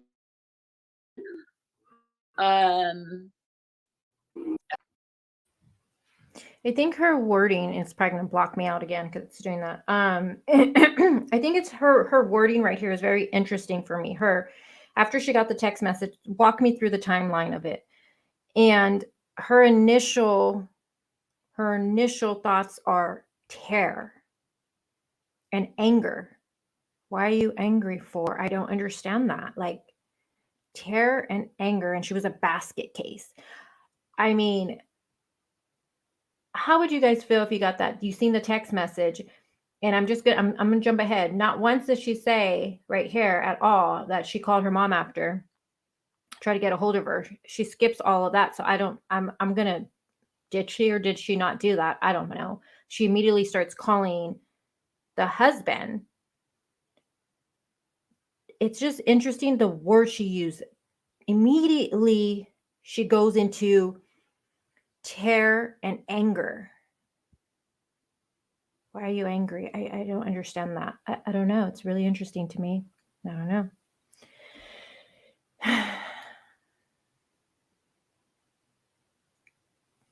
Oh, B, the ending, she has, you'll see her with the most emotion when she goes into all the things she's been through, her own traumas and stuff like that. Excuse me, guys. Why no call to her brother? Yeah, I know. I don't know. That's just something I thought was interesting. Terror and anger. Why anger? Why are you angry? Like, I don't know. You're cleaning your home, steam cleaning, probably sweating and all of that. Because when I steam clean, it's a mess. I'm a mess. But you have this feeling come over you, and you're like, I haven't talked to my mama in a while. And you had this weird feeling.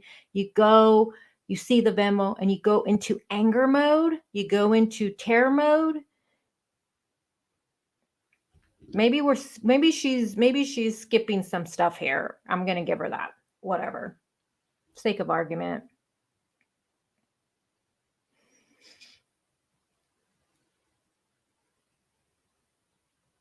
Does husband answer every time or question? I don't know. They don't address if normally he answers or not.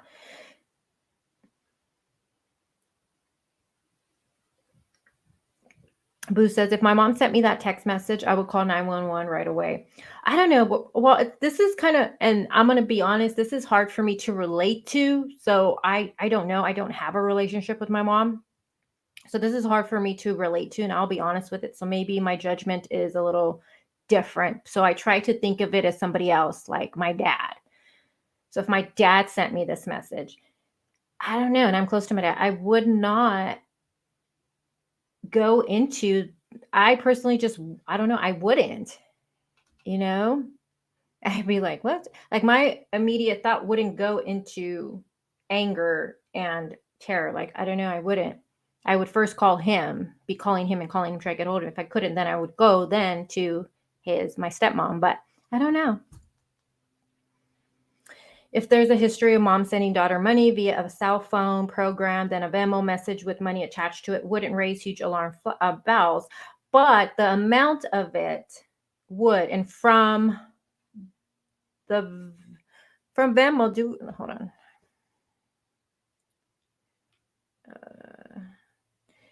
I would think though that amount would be, I mean, if my dad sent me that amount and I had no idea why he's sending me that amount, I'd be like, whoa, I think you sent this to the wrong person, Pops. You know what I mean?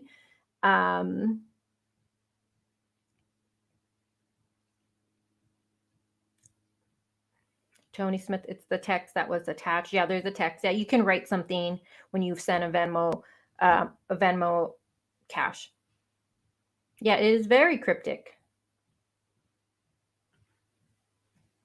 I would too, but other people say they would go into being scared and worried. And someone just said, "Boo," I think said she called 911, and maybe you would. I don't know. My initial think, I would just be kind of confused by it too. I'd be like, "Huh, what's going on here?" You know what I mean? I wouldn't go into immediate anger and terror. It's just interesting. She immediately goes into this terror and anger with it. I don't know, but maybe, maybe that's just Amanda's personality. Maybe she is like that. I don't know. Talk to me, guys. I don't know. I'm trying to understand it.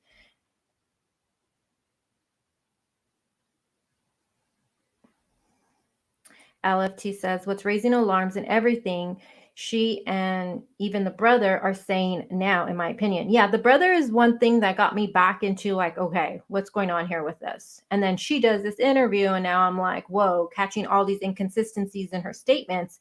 And I'm like, whoa, she didn't say that earlier. You know what I mean? So now here I am back again.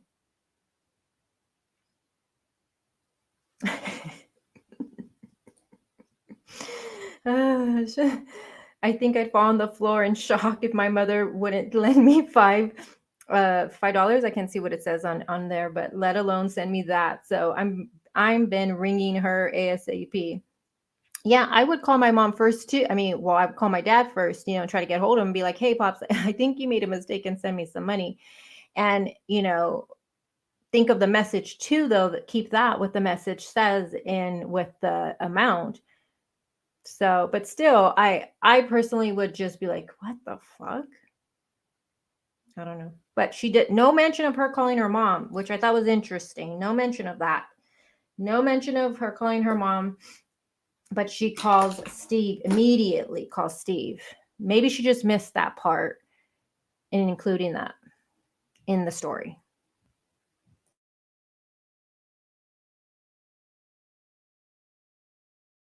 I finally got in touch with him while I was on. I actually went over to my mom's house because, I mean, what I had just read, I didn't want to believe. Pretty much. What noise? Is that me? No. It's our schnauz. Anyway,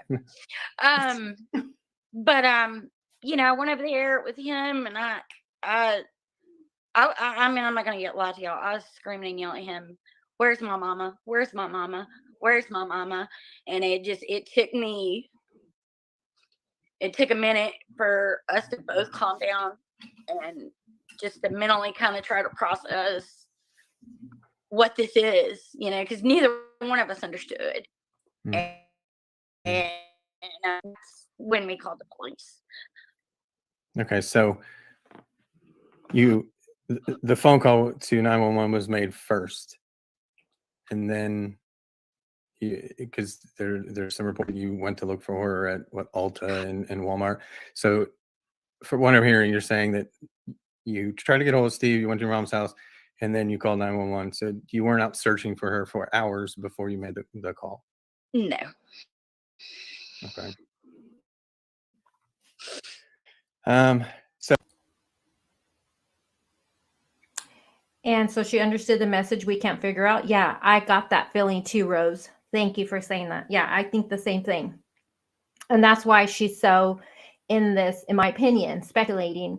The reason she was in such terror and anger is because, in my opinion, she knew exactly who they are, and she knew exactly what was going down right then and there, in my opinion, of course. Now, timeline for her now is that she tried calling Steve.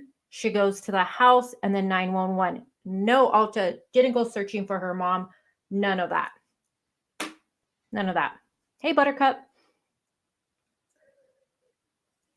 Let's take a listen really quick to her original interview. Let me see what she actually says to that reporter, shall we?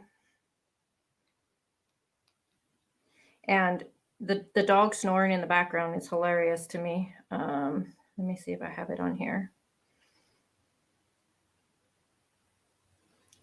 I think it's this one. Is it? I think. Hold on. No, not that one. Gosh, all these Aaron Carter shit I be watching lately. Everything is Aaron Carter. All right, where is it? I have to have it here somewhere. Yes, I have it. Okay. I'm just going to show it from my phone. So let me make me bigger. How do I do this? So this was a month ago. So let me do this and turn around. Let's move that out of the way. All right. Daughter is still shaken by the loss of her mom. She tells me she knew something was wrong the moment she received that disturbing message. Don't More mind than my a week nails. after authorities pinged Debbie Collier's car near a wooded area just south of Tallulah Falls in Habersham County, investigators continue to search for the person who killed the 59-year-old mother of two. My mom was my everything. Somebody took my whole world from me. Debbie's daughter, Amanda, and her stepfather, Stephen, reported her mother missing on the evening of September 10th. Stephen said he'd seen his wife the night before and that her rental was still in the driveway when he left for work that morning. I started going to all the different places that I thought she would go, like Walmart, Ulta. I mean, I drove around for at least 2 hours. You fucking lying bitch! You lying bitch! That lying bitch. Sorry. She just said she didn't do that right now. She's like, I did not do that. No, I didn't drive. No.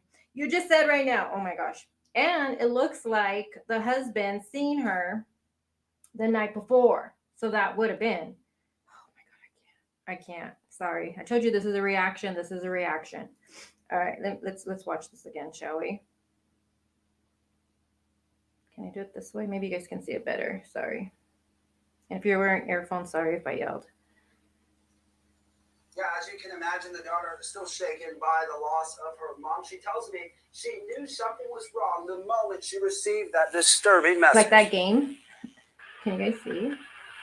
More than a week after authorities pinged Debbie Collier's car near a wooded area just south of Tallulah Falls in Habersham County, investigators continue to search for the person who killed the 59-year-old mother of two. My mom was my everything. Yeah, Tony. Somebody took my whole world from me. Debbie's daughter, Amanda, and her stepfather, Stephen, reported her mother missing on the evening of September 10th. Stephen said he'd seen his wife the night before and that her rental was still in the driveway when he left for work that morning.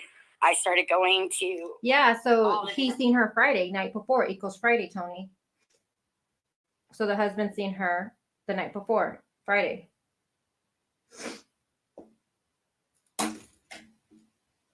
Are you agreeing with me, Tony, or you're not agreeing with me with the husband seen her? Because that's what we were trying to figure out earlier. Our minds have so much information with this. And the reason we're saying that is because she says that no one saw her Friday, she says. But then she goes and says she's seen her mom Friday and she had tears in her eyes.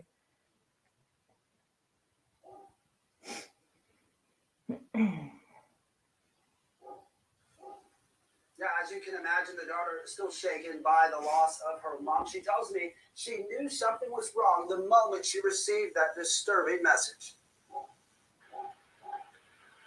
More than a week after authorities pinged Debbie Collier's car near a wooded area just south of Tallulah Falls in Habersham County, investigators continue to search for the person who killed the 59-year-old mother of two. My mom was my everything. Somebody took my whole world from me. Debbie's daughter, Amanda, and her stepfather, Stephen, reported her mother missing on the evening of September 10th. Stephen said he'd seen his wife the night before and that her rental was still in the driveway when he left for work that morning. I started going to all the different places that I thought she would go, like... So I wonder why Amanda says that no one's seen her on Friday. You know, why would she, why, I wonder why she says that. You know, she talks to the husband, so I'm just like, why would she say that?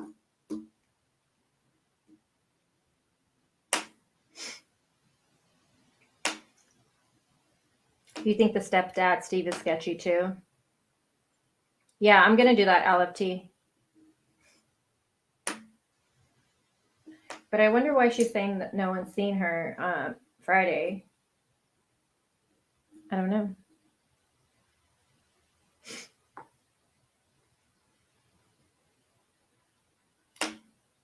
Hey, Jen. My nose is running. Okay, let's get back. I don't know. Now I'm just wondering, why would she even say that, though?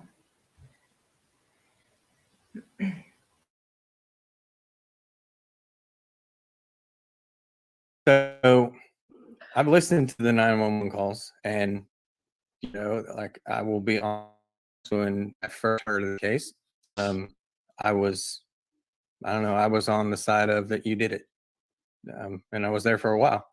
Just being honest with you, when I listened to the 911 calls, it didn't immediately change my mind. I thought, one, either that you were an amazing actress and like one of the most stone cold sociopaths ever, or that you were involved somehow, and that the gravity of what you had done, that those emotions were coming through in the 911 calls. Listening back to them several times, I don't obviously I don't think that anymore, but there are people that say those calls were scripted, like that you wrote them out and that you basically acted out, a one act play with the 911 operator. So kind of like, what's your thoughts when you hear that? You're a psychopath. There is something really wrong with this world. To try to pick apart, and I mean, this is cyberbullying on steroids. I mean, I'm sorry, maybe I'm getting off track, and I apologize, but I gotta put this out here. All my family turned against me, so I get it. I get thinking, this girl's crazy, but you're horrible, awful human beings, and I pray that the trauma and the pain that I've had to go through, when the police do make this press conference, which they told me that they will. I hope you don't do this to another family. I just, there is no way. I just, there's just no way I could come up with all that. I mean, I think it's human nature to speculate, especially when we don't know what's going on. And let's be honest, detailing your mom's case, I mean, it's not your average crime scene or your average anything. I mean, all this stuff's going on. So I mean, people can speculate, and like I said, I was a firm believer that you did it. I just didn't tell me that, except for Candace, but going back and forth on her. I don't know why people would attack others like that, but to each their own. Another thing is the time law enforcement arrived at the scene versus when you did. There have been a lot of comments and a lot of questions, asking how you beat law enforcement to the scene. So can you kind of like, how did you get there so fast, or did you get there that fast? Like, just kind of walk us through that too, please. Okay, so I woke up and checked my phone because I knew, I'm begging and pleading with my mother all night, answer the phone, just say something. And when I woke up and I didn't have anything on my phone, I knew you had to get something to listen to you. So, and I had tried to not. I was going to stop it for another reason, but it just happened to stop when she says that I'm going to show my butt. Why would you show your butt, Amanda? Don't do it. Don't do it. Sorry. I can't. All I hear in the earphones, you guys, are you wearing earphones? The dog is snoring so loud. It's like, that's all I hear. Sorry. Okay. Listen to what she's going to go into right now, you guys, because she's going to go into why she was there, how she got there, and how she knew. And this right here, she should have shut the fuck up right here. She should have said anything because she makes zero sense right here. But listen to what she says.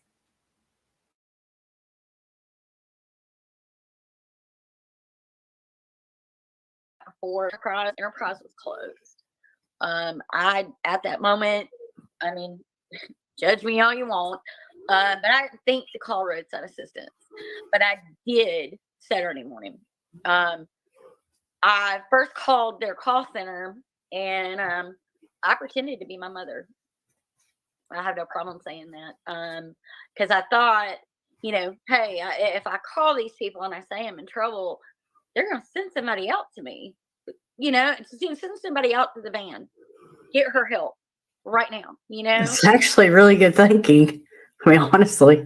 Yeah, I mean, I'm racking my brain, but Yeah. people don't see that. They don't want to see it. But the girl that I talked to, she gave me the rental agreement number of this to speak with roadside assistance, and I hang up. I called roadside assistance, and we kind of got into it because I guess they could obviously tell I wasn't my mother.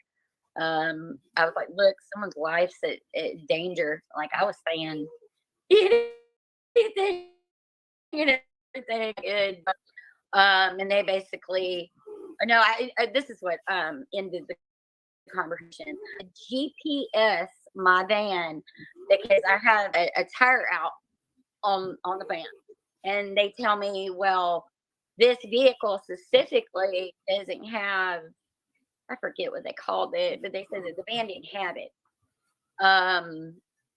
So they could, triangulate where the van specifically was. So from there, I called Athens Clark County Police Department.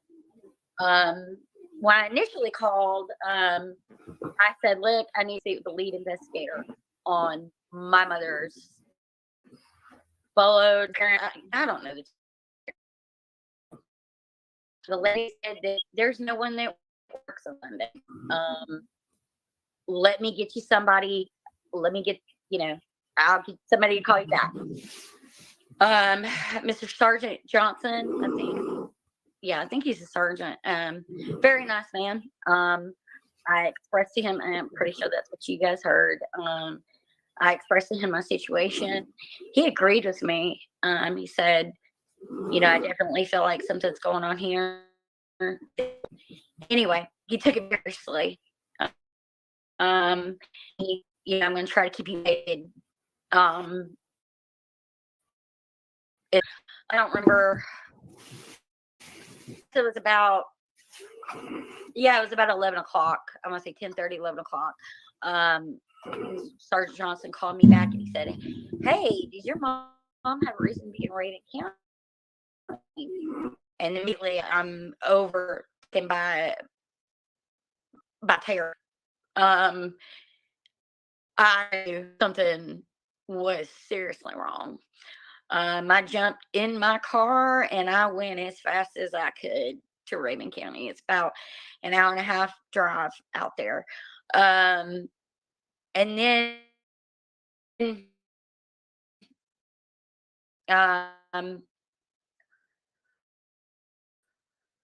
I'd gotten I expressed to him my situation.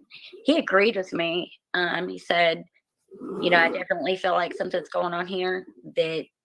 Anyway, he took it very seriously. He told me, I'm going to try to keep you updated as much as I can. I don't remember. I guess it was about 11 o'clock.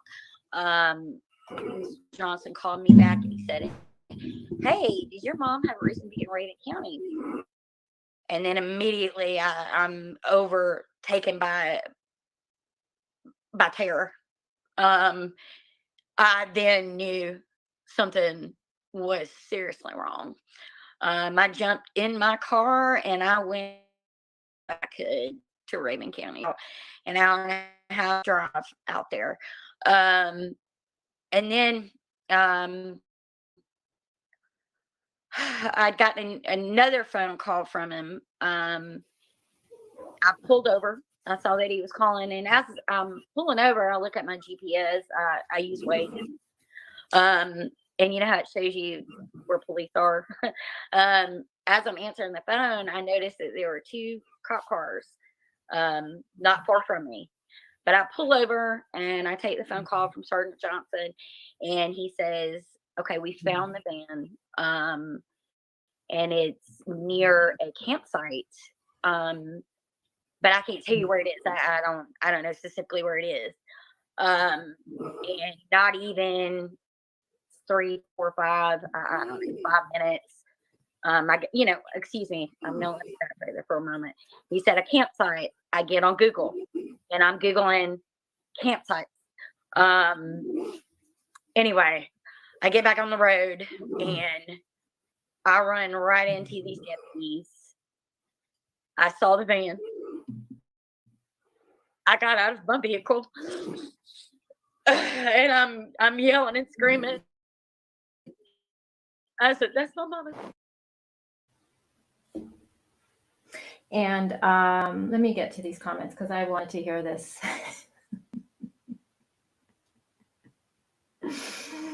Hold on. Thank you, Jennifer, so much for that. Thank you so much. And I like your arm tattoo. So let's just talk about this, shall we? Tony, you ready for this? Because I know I like your critical thinking. All right, so let's think about this. So she gets a phone call, right? She tries to figure out where her mom's at, right? Tries to get the GPS. No one gives her any information. So no one gives her where this car was at, okay? So officer calls her and says, does your mom have any reason to be in, what is it, Raven? Did she say Raven County, I think? And then immediately she goes into terror again. She's just terror. Doesn't tell her exactly where or anything like that. She gets in her car. She drives as fast as she can. She says it's at about an hour and a half drive. And she just happens to stop on the side of the road where she starts looking at her GPS and she sees that there's 2 cops down there. She just happens to stop miraculously where her mother's going to end up being.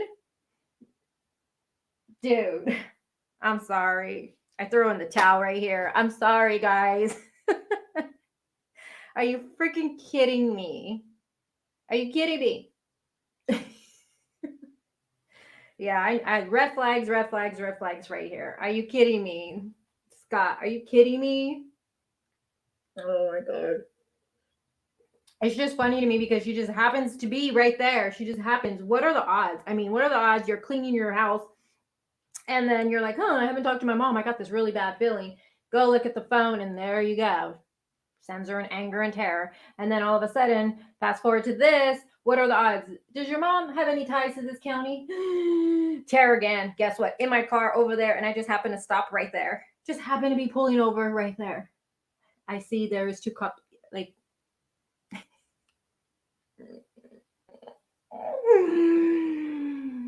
I use Waze all the time too. I use it all the time. Yeah, I use it all the time. I don't know, you guys. I can't. Oh man. Look at Candace's face. Oh, you guys are gonna kill me. Replay gang is gonna kill me in the comments. I already know. What are the odds? What are the fucking odds, you guys? I'm crying. What are the odds of that? Amanda, are you psychic? Oh my God, what are the odds? I'm a Wazer too. Well, yeah, I am. Whenever my Google doesn't work, I definitely go to. What are the odds, you guys? What did Tony say? Because let me see what he said. Amanda says she used Waze app for driving directions in Northern Georgia. Often major routes are only way to travel around. Her mom may have used same phone name, but she doesn't say any of that, Tony. She doesn't. Good try, Tony. No. No.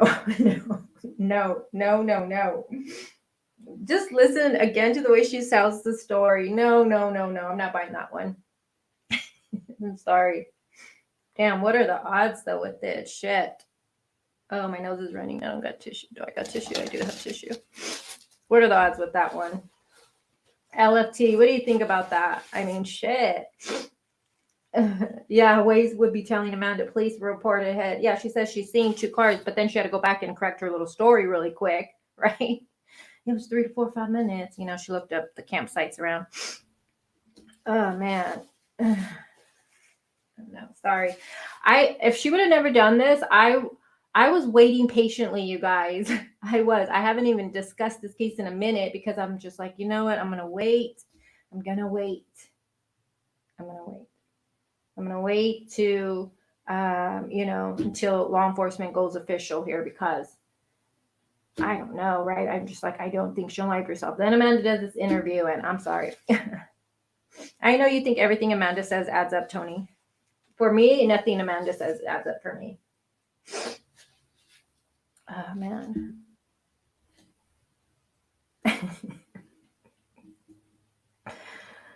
All right, let's get back to this.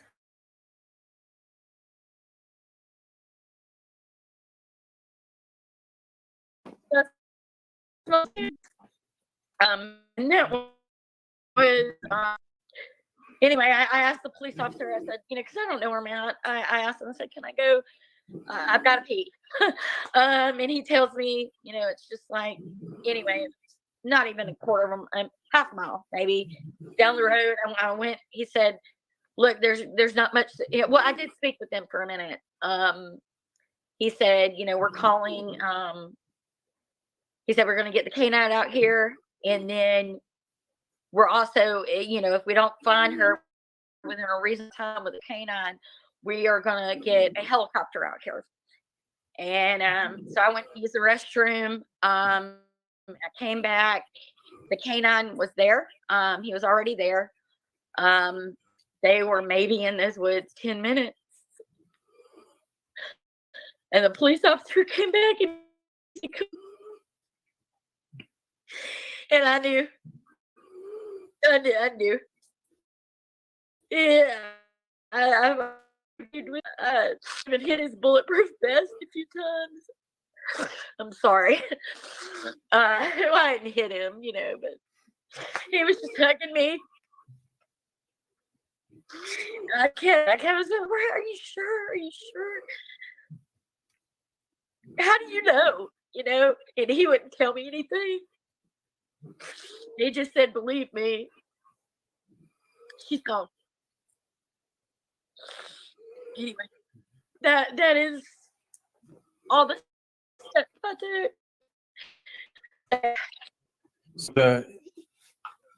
So what I'm hearing is like you were kind of doing your own, like, looking for your mom, and when you heard she was. I understand what you're saying, Tony, but still, talk about the odds. She's right there. She's right there. She just happened to stop right there. You know what I mean? Sorry, still not changing my mind on it. Sorry. Sorry.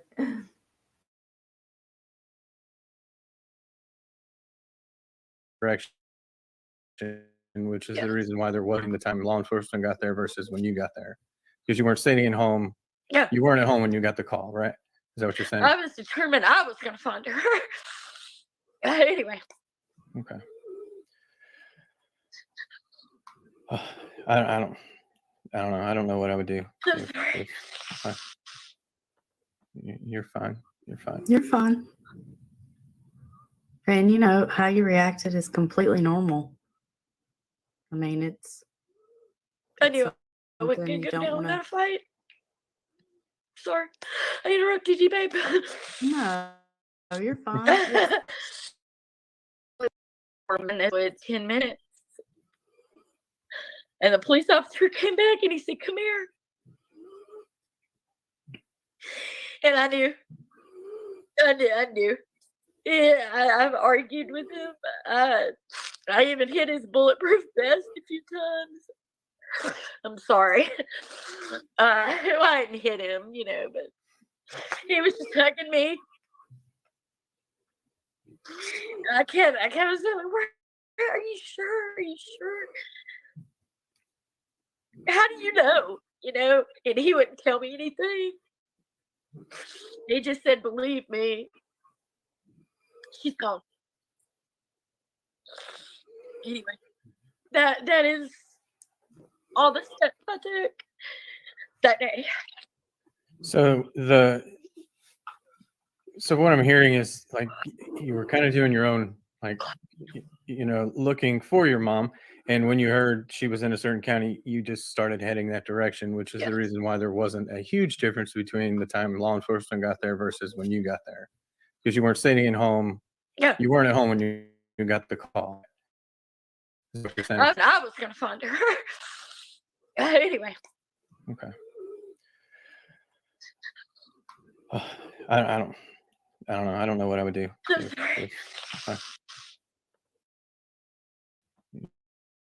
You're fine. I know how you react. It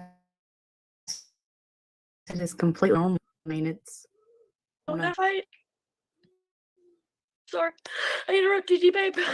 No, you're fine. It's completely normal. I mean, the immediate response to hearing something like that is denial, and that comes out in fighting and yelling, and I mean, you go into panic. Law enforcement was so good to me, though. Obviously, you guys can see I've been on the other side a few times. But Habersham County really changed my opinion of law enforcement. So much that I got to get this out here. Family members, whatever, yada yada yada. Sit there and say, "Oh, I was there through everything." No, you weren't. No, you weren't. Some of them weren't even in the state of Georgia at the time. But and I'm not going to name any names. If you had been there, Mr. George Kaysen, and I'm sorry, Mr. Kaysen, but this man took my mother's passing seriously. He was fired up. I'm not going to repeat any of the things he was saying to me or whatever, but he genuinely acted like that was his mama out there. So, I mean, the criticism that law enforcement has been given, it had been for me. And I mean, I would hazard a guess as to maybe that's why you're who they talk to. I mean, I don't speak out of turn, but. Well, throughout all this, I've had family members, they didn't understand why no one was speaking to them. Well, maybe it was because I didn't harass them. Maybe, even, I'm not going to say they had their opinions of me in the beginning, but I wasn't worried about it. I knew that the truth was going to come out, and I told them, I said, y'all going to end up apologizing to me. And that's exactly what happened. But I mean, I really feel like law enforcement, I know for a fact they, because of some of the accusations that were made there by family members, again, not going to name any names, but they directly accused me of murder. And I mean, if I know anything about law enforcement, they're going to take any type of statements that are made, and they're going to follow up on those statements. Yeah. I don't know. I don't know where I'm going with this. So I think that's what made them look at me a little harder, even. But they've gone through those phone records. They have, one of the things in my apology I've gotten, they said, we've asked certain people, key things about your mother, intimate things about your mother, and they were like, nobody else can seem to answer them, and we've seen who was closest to her, and this is why we're speaking to you. And family members wanted to say, oh, well, you told them me. That's not the case. I will go on here and say the police don't owe you anything. I mean, they don't owe the public an explanation for their actions. They don't. I mean, nobody in this world owes you anything. That's just the way I've been raised, and I've been raised to be tough. With that being said, but and just to make sure I understand, I know you're saying law enforcement is communicating with you, but before that, consider. Oh my God, you guys, we're only 40 minutes into this fucking thing. I can't believe it. Anyway, it always rubs me the wrong way, to be honest with you, when someone says, you know, you're going to apologize to me when the truth comes out, or how she's referring, how allegedly a law enforcement, I'm assuming she's referring to law enforcement, apologized to her, right? It always rubs me the wrong way. And I always go to Leticia Stelk all the time. That's where my mind goes with it. Oh, people are going to owe me an apology when he's found, you know what I mean? Or he's going to want you to apologize to me. It just always rubs me the wrong way. Sorry, when they say things like that. I don't know. This is just interesting, all of this for me right here. Everything she's saying right here. And yeah, someone get her a Kleenex and a Kleenex. Yeah, and then again, she's going, I told you guys in the beginning, here she goes again, referring that she's so close to her mama, you know, and that's why I'm like, is this a jab? Who's this a jab to? Like, who is she knows everyone's watching this too. She knows her stepdad's gonna be watching it. She knows her family's gonna be watching it. She knows her brother's gonna be watching it. So I'm just wondering, she's saying little things like this, and I'm wondering, is that for a family member? Is she trying to let that be across, like, I was close to her, you weren't, you know what I mean? I don't know, something here is just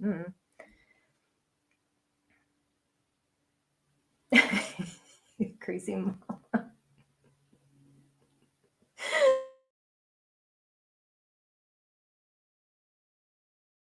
Correct. I was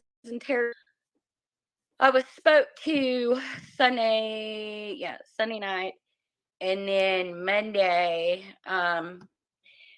while a search warrant was being given, that key family member accused me of murder, and the next thing I know, I'm in a cop car being taken away for an interrogation. They asked me if I would, and I agreed. I was compliant. I went willingly. But I guess it was about 6 weeks after. Anyway, whenever the memorial was, before the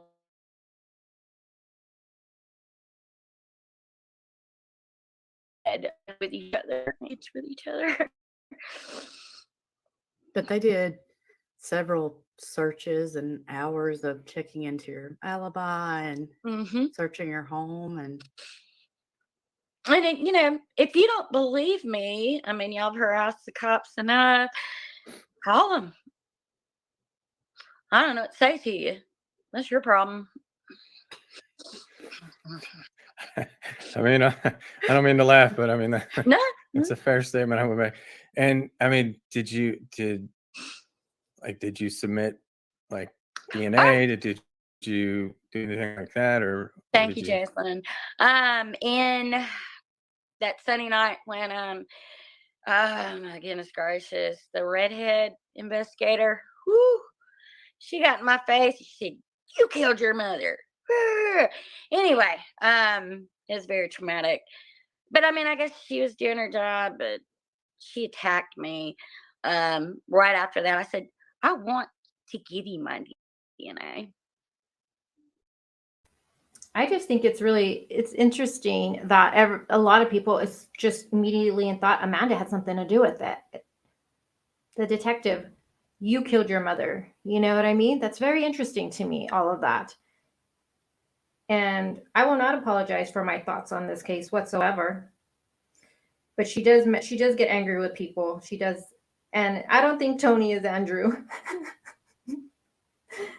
to the comment someone said, is Tony Andrew? I don't think so.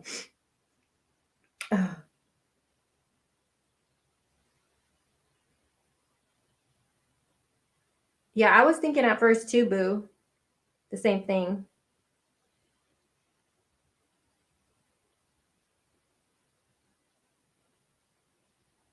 He sure is defending her. Yeah, I've seen it in other chats too, and he was defending her last night too. He's welcome here. He's fine.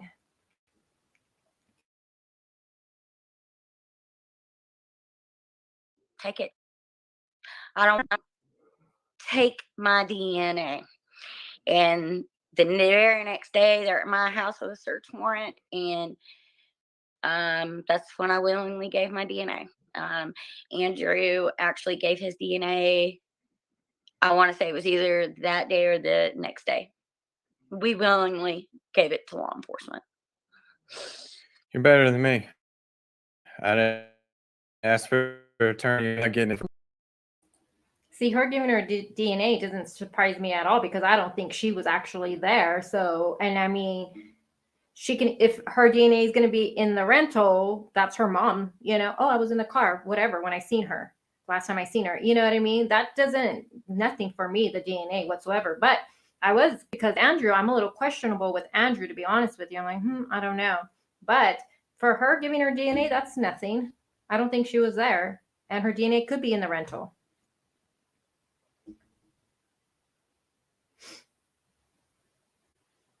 Yeah, I don't think she was involved in that either. Or I don't know if you guys do. I personally do not.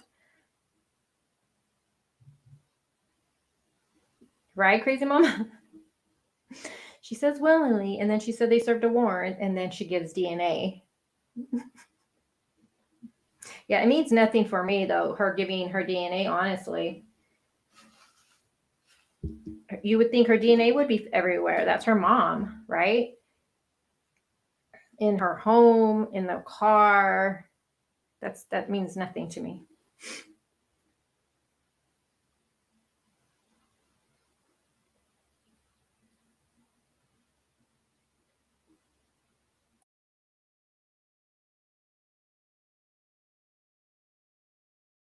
But that's just me personally. No matter what happens, I need an attorney because I don't know.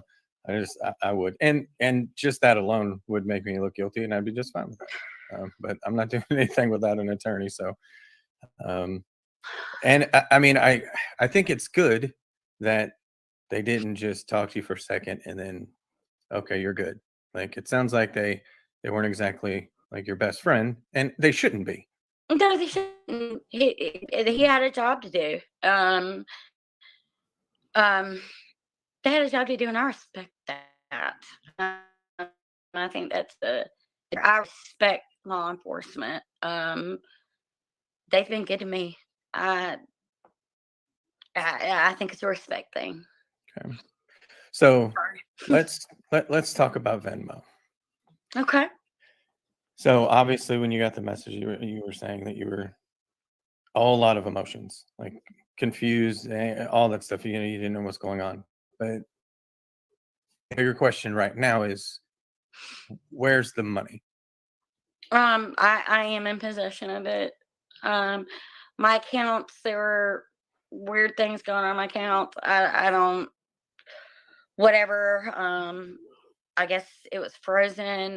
But I do know that the GBI, the FBI, they've all been involved, and recently it's been released to me. So at one point they had it seized, and then you're saying they gave it back. Yep. Think what you want.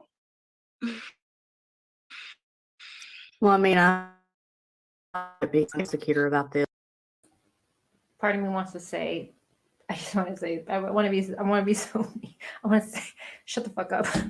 Okay, so she's saying that where things were going on with her account, it was frozen, It's interesting because, when law enforcement was asked about the money, they didn't know.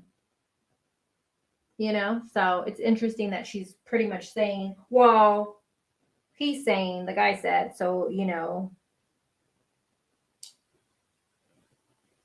I don't know. This is just, I don't know.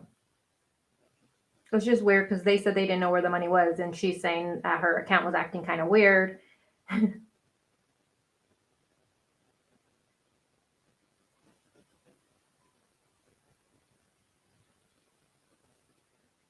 So she's keeping the money.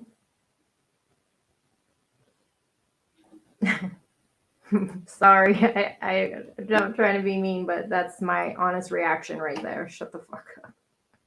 Sorry, not sorry. Sorry. Show me the money. But law enforcement had no idea. Now she's saying that her account was frozen and all this shit. No, it was not.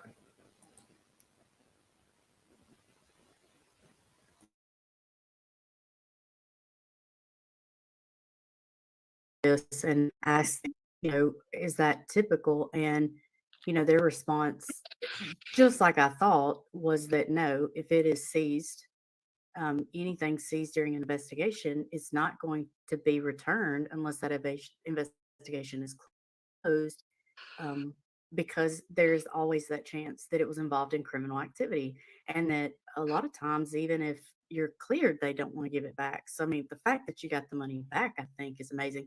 And to me, just the fact that they released that money to you, even after the FBI looked through it, says that there was no criminal activity involved with any of that, or they wouldn't have given it to you.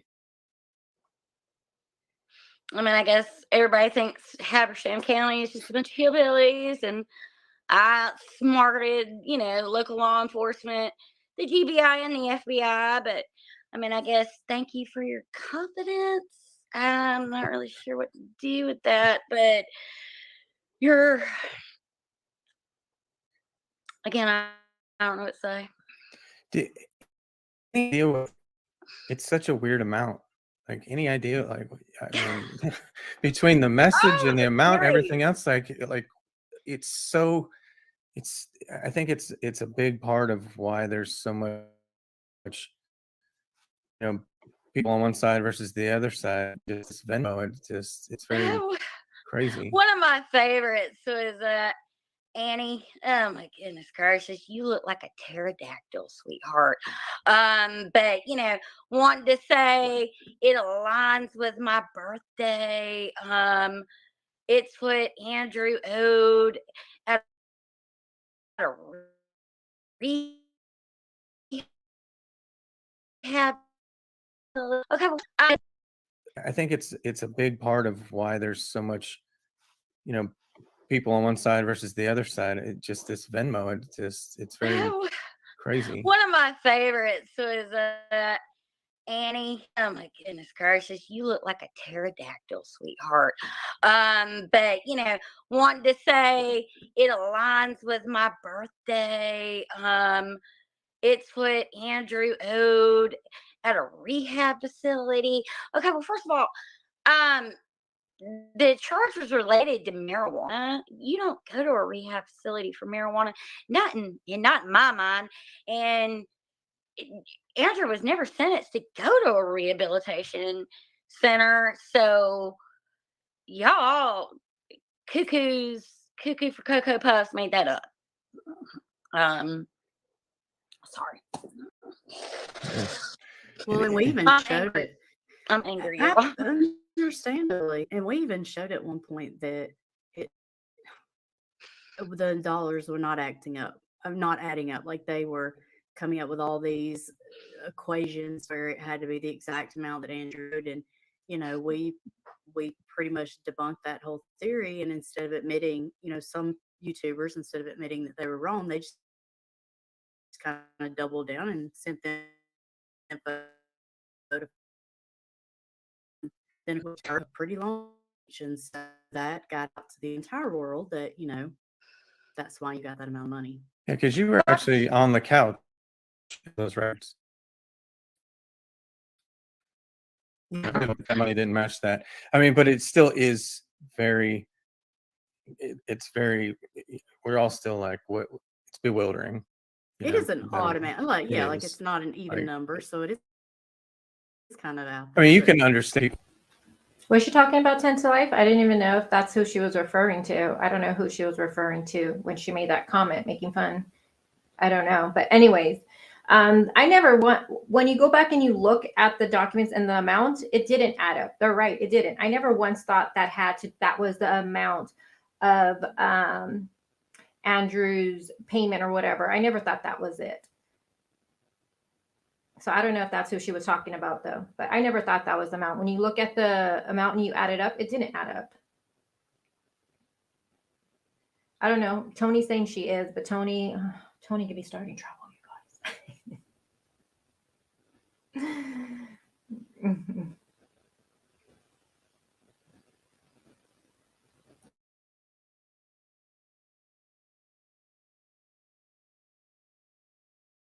Would be like, with such an odd amount, I'm sure a lot of people think that you should know exactly what it was for, but you're saying you have no idea. Yeah. I would imagine with such an odd amount, it might have been like just what was left in the account, or That's what my thoughts were. Yeah.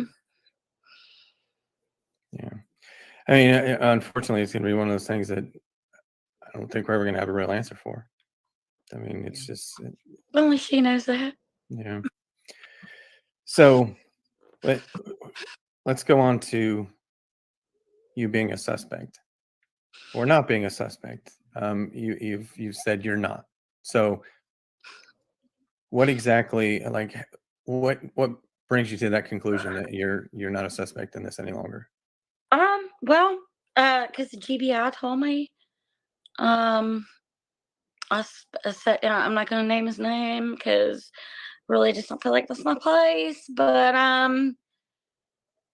he's very kind to me.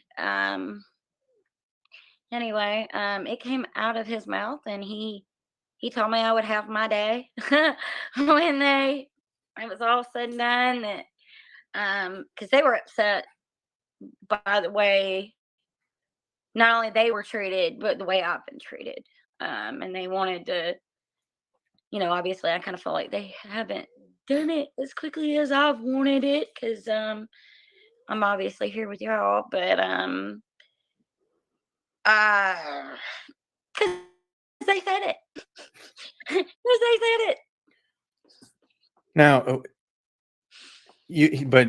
there still will be a lot of people that won't believe you, and it'll take law enforcement saying it before believe you, and still even after they say it. I mean, it's just the world we live in. There's still going to be people that don't believe it. But any indication or any idea when they're going to make any kind of announcement or say anything about this? No, a family member, I guess you could say she's close. They tried calling the week of the memorial. I guess they were upset because of the way that was leaked or yada yada yada. They kept saying that I had something to do with the way they were sharing information.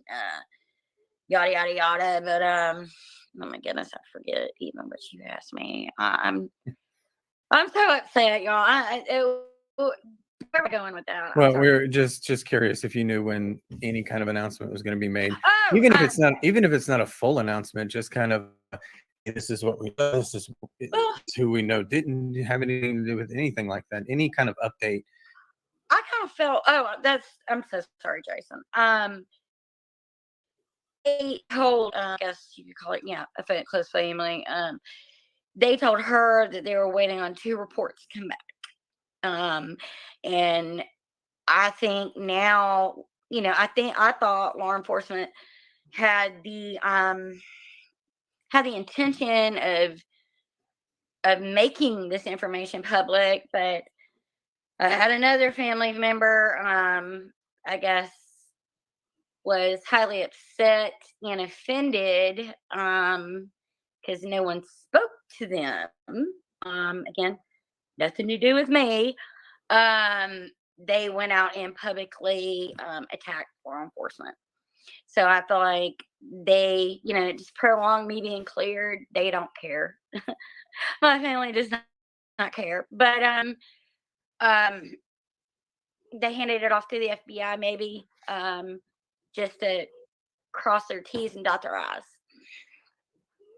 So you just get to remain who you are right now until they make an announcement. Oh. Yeah. But no, law enforcement has never came out, and she's saying that they apologized to her and they, she's cleared, whatever. And we would all know this. It seems like I'm getting from what she's saying. We would have already known this. They would have made this announcement. But because of this family member who has spoken against law enforcement, well, who's spoken against law enforcement right now? It's the brother she's referring to. He's the one that's speaking against law enforcement. It's prolonging. This is what I'm getting, what she's saying. It's prolonging them coming out and clearing her ass. Now they're waiting for 2 reports, and FBI is involved, kind of just going over everything is what I'm gathering from her. So tweaking, what does that mean, tweaking? And hey, Pink Delilah, I seen you. I'll apologize on the second Tuesday of next week. I'm calling to see if she's been cleared. Boo, call and see if she's been cleared.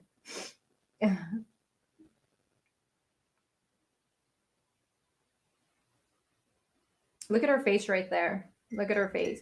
So the brother has questions. The brother, he thinks that, this was not an unliving. And I understand that. I don't know about you guys, but I would be like the brother. I would want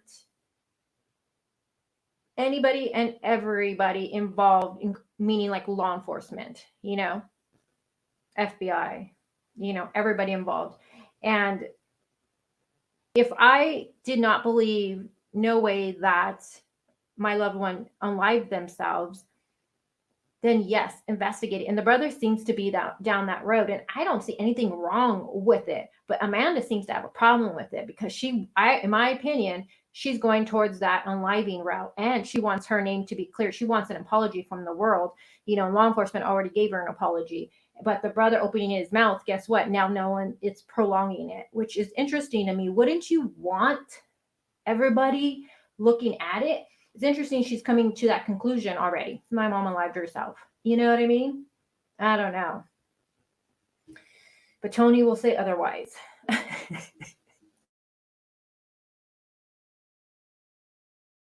I mean, once they do make that announcement,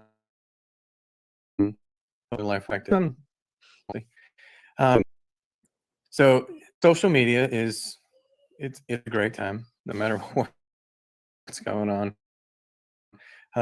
You've been relatively, I mean, I think that's the right thing to do. If I was in your situation, I wouldn't talk to anybody. But Andrew's been on there a little bit. How's it, how do you feel about that? Honestly, I don't really have any kind of opinion about it. His heart he got upset with a certain people, but it was only because it wasn't about him personally. I don't think it was more about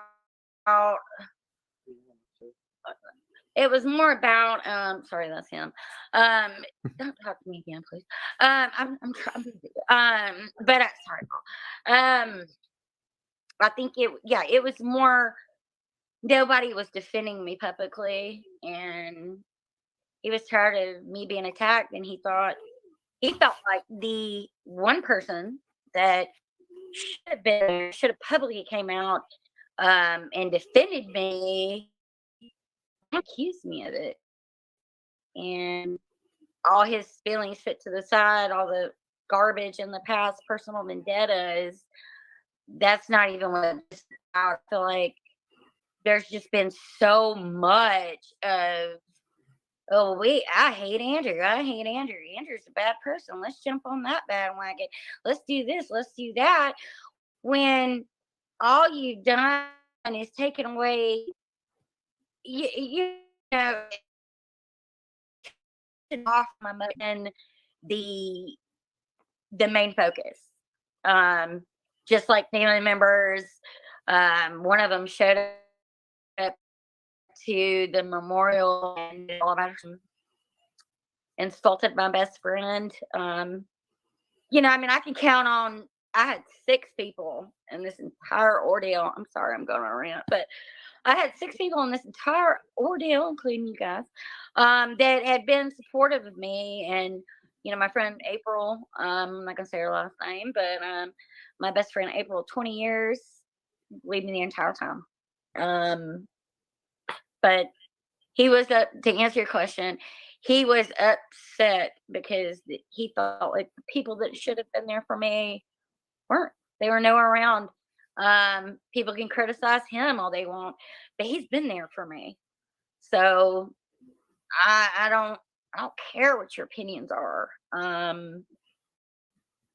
Anyway, there you go. I know that was a really long drawn answer, but I mean, your answer is your answer. You did bring up the memorial service, and some people have asked what was it like being around family and knowing that, some of them accused you, and some of them have specifically asked what it was like between you and Jeffrey at the memorial service. it was the most awkward thing that I've ever experienced. The way Jeffrey set that all up is I was allowed 3 guests. That was my best friend, her husband, and her child. So I had 3 people there. But you can call them family. They're people I'm related to, aside from one aunt, my Aunt Sheila. But the rest of them, they all thought I did it. They all came out and told me to my face they think I did it. Some of them lied about it. Candace, I think you know what I'm talking about. But they lied about it.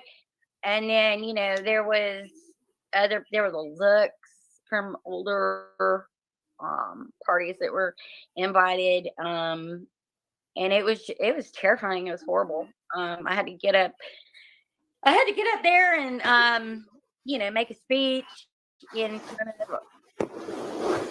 me, I guess, giving my last respects or whatever to my mother, and everybody's sitting there thinking I did it.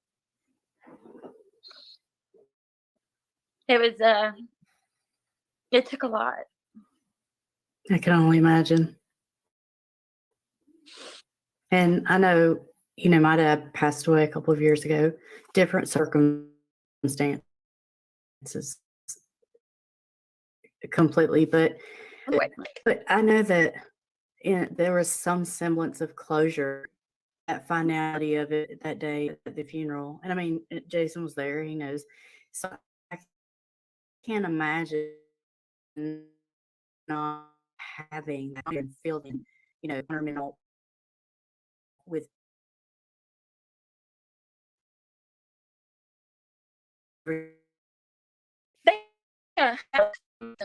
Consideration of memorial, and but I mean that was it.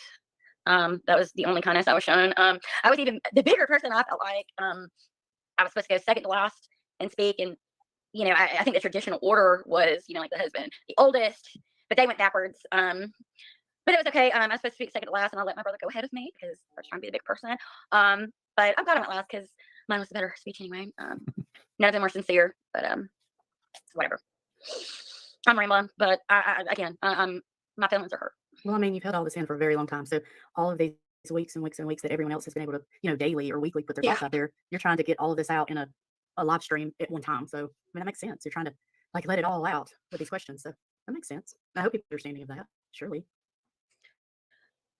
We'll see, I guess. Now, I know there were some things going around about the Search Life service and when it was scheduled for. Did you have any there's some, I don't know, I just want to clear it up. Like what I was trying to understand is, I don't know, it's just something like that. So it's going to go into a lot of this next part, which I honestly don't want to even listen to, is her going into a lot of things about her own life. And she's going to break down a lot, and she's going to cry and get very emotional and all of that stuff. And she talks about, drug use and addiction and, mental health issues and the struggle behind it and how she was not diagnosed right. So all the issues that go on with that and stuff like that. And she breaks down a lot during a lot of this next part. So I don't know if I even really want to watch that part. For me, the most important part of this interview is done for me, to be honest with you, which is her talking about the day Friday and Saturday and all of that stuff. The Venmo never gets addressed. That's it with that. And a lot of it's now going to go into how she's been treated by family, everybody. And I honestly don't want to hear it. I don't. I already listened to this twice. So I'm going to end this interview and I want to talk to you guys and answer questions in the chat for a little bit. But if you want to go out and see it, Scott, can you drop the link, or Carly, can you drop the link for it? I just don't want to watch her. I just don't want to watch her like that. I just don't. So you guys can go and watch it if you want. Let me see. No. We're in the middle. What do you mean the best part? Wait, where? The best part is coming up when they said at the beginning that they don't think it's her, but change it to we're in the middle. Oh, yes. Okay. So the guy says that, right? So the guy, he says that they didn't think it was her in the beginning, right? Well, no, he said, are you talking about where he says like, oh, my mind's getting fried now. We've been on here 3 hours almost. Where he says, I was suspicious of you, but now I'm not suspicious of you. And now they're in the middle of what they think with her. Is that what you're referring to? This is not the most important part. Oh, wait. Most important part of it, learning that Debbie was given away personal belongings in the days. That's what I'm saying. Well, for me, everyone's different. They're going to have their own opinions with this. What you think was important with this interview. Everyone's going to take away and, think what they want with it. You guys know how I feel about it. I was waiting. I hadn't discussed this case for a good minute. I was waiting patiently for law enforcement to make a statement. And I was like, did she unalive herself? It just didn't make sense to me. But I'm like, okay, let's see what comes out with it. Then this interview comes up, and I'm sorry, there was just too many inconsistencies in her statements. And I'm going to clip together all of them and put them together in a video. Because I know during live streams, a lot of shit gets lost and stuff. Your mind can only comprehend so much information. But I think the beginning is the most, where she goes over everything in the beginning part. Again, if you would listen to this live stream, not me, this live stream, and not know anything about this case, nothing. Let's just say you click this and you've seen, oh, this interview, let me watch it. It sounds like a mom unlived herself. The daughter is still, pushing this narrative of, not pushing this narrative, but the narrative is she unlived herself. She took a week off of work. Last time she seen her, she was crying. She had tears in her eyes, didn't say goodbye to her, giving her all her belongings. You know what I mean? It would seem like the mom is taking her own life, which I think is really interesting, because this is just not what was said in the very beginning. And for me, I'm sorry, but there are so many inconsistencies. She didn't speak to her. No one's seen her on Friday, but the husband seen her go to bed that night, right? Then it's, oh, I didn't see her at all on Friday, but then I seen her on Friday and she had tears in her eyes. Didn't want to say goodbye. It's like, what the fuck? You know what I mean? There's just a lot of inconsistencies that are very questionable to me. And now I have all my red flags right back up with her again. And I don't think she was there at the campsite and did something to Debbie. I don't think she was there, but I do think, without a doubt, she knows exactly who they are and why she got that amount. And she knows why Debbie sent that whole message. I think she knows why. But I guess people are just going to go with what they think. And that's what I think. I know Tony totally disagrees with me. And thank you, Britt, for that super chat. I appreciate you so much. Thank you. Thank you. Thank you.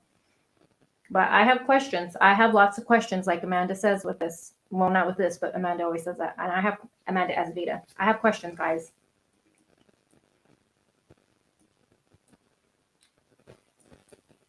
And she made Amanda and shortly lunch on Friday. Yeah, I want to go back and grab all of that again. I want to grab what Andrew said, what she said, but But it's interesting. She said nobody seen. And okay, let's just say, what if she got her days all wrong? I don't know. I can't. And then how she just happened, and I know Tony tried to say otherwise, like, oh, the route, there's only the one long road, whatever. But I'm sorry, you hear officer saying, what did the officer say to her? Another thing that just is not sitting right. Does your mom have any reason to be in that certain county? And immediately she goes back into being in terror, jumps in her vehicle, an hour and a half drive. And yes, if it's the one road, okay, but you just happen to stop right there. Just happen to stop right there. What are the odds? I mean, no. I don't know. To me, it just, yeah. Then she didn't search for 2 hours. She didn't go to Alta and all that. And then I play the freaking interview of her saying that she searched. Like, yeah, too many inconsistencies. She should have just shut the fuck up and not did this interview. And I would have just been waiting for the results. But now I caught her in all these inconsistencies. She should have been quiet. And the first thing when I told Scott about this interview, what did you tell me, Scott? She's stupid. She shouldn't have done this. This is just bad. This is going to be bad. And here we are. But you don't want to accuse Debbie of such kind. Let me see. The only other thing I often wonder about is if Debbie had a bookkeeping role at real estate firm in addition to secretary role, and if she embezzled money when they was her bosses catching on. But I don't know. I just feel like if something like that, don't you think that would come out though? But see, here's the thing, Tony. In the text though, there's no other message explaining who they are. She's assuming, and I'm just thinking of how I send a text. If I'm saying they, I'm assuming you know who they are, right? It's just very odd. There are a lot of red flags with this. And all jokes aside, I know I was joking mostly at this whole thing because it's a fucking joke, to be honest with you, this interview. There are a lot of inconsistencies with her interview. And I was so shocked by all of the inconsistencies. Red flags, red flags, red flags. Sorry, not sorry, guys. Her not seeing the text. And then, she says that she didn't talk to her mom all day, right? No biggie. She sounds like it's no biggie. But then she goes from, that me and my mom text back and forth. What did she say? We talk all day long back and forth. And then she's steam cleaning. And then, I haven't talked to my mom all of a sudden. I got a weird feeling. And like she, and then she looks and bam, there it is.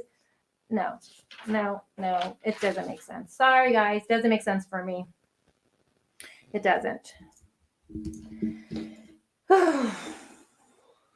I was thinking that too, lady. She says, this is what law enforcement was hoping for her to get comfortable and start talking. I was thinking the same thing.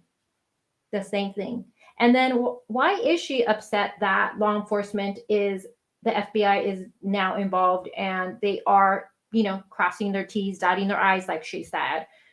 She wants her name to be cleared. She wants an apology, but then this is your mother. This is your mom.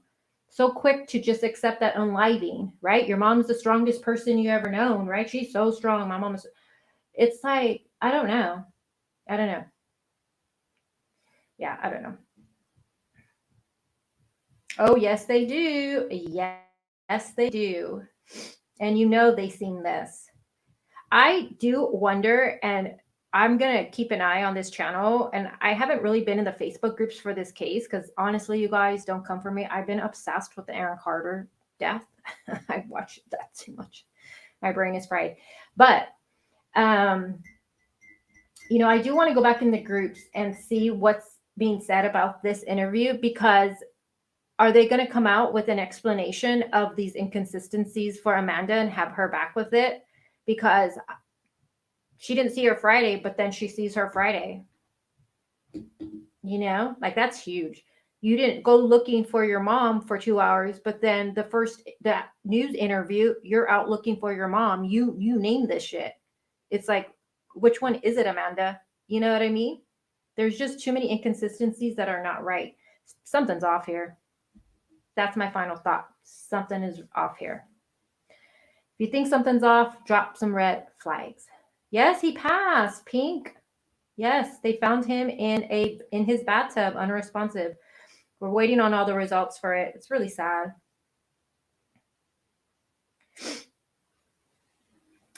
Blaine, I like your name, Blaine. Gray Hughes started all of this. He's the one that said that's what he felt happened, and now all of a sudden AB and AG say that's exactly what happened. Oh, I don't follow his channel. I don't know what he says. I know he's good at mapping, but I don't follow really his coverage of cases. If you think there's red flags with Amanda, drop a red flag in chat. If you don't, you don't. Like, you know, I do. Yeah, I know, it's really terrible. And then, like, yes, I'm talking about the Aaron Carter really quick. Yes, he was selling his house and stuff like that, but he passes, and then 3 days later, his baby mama, but, you know, whatever, is there cleaning the things, like getting all her belongings there with 2 big trucks. It was just, I don't know, it's just so weird. Yes, yep. She wanted an apology, remember? She wanted an apology. And that's why it just makes me feel a little weird when people say things like that, like, oh, you're going to owe me an apology, or, you know, they're going to owe me. It's just, I always think of that. I want to know that too. Well, I mean, was it vacation time she needed to, you know, take? That was the first time I heard that Debbie took a week off of work, but she said that she was excited to go back to work. And then Amanda, in her mind, who's excited to go back to work? And then all of a sudden, her mom's all depressed. It's just weird. I don't know. Weird for me. Red flags. First place your mind went, Pink Delilah. Yeah, look online. But I mean, he did suffer from addiction, you know, so it looks like they're waiting for all the results, obviously, for the Aaron Carter. But, you know, it's just sad. Sad. If we had cause and manner of death may help. Yeah. And I don't know what's up with law enforcement. Are they going to give us anything?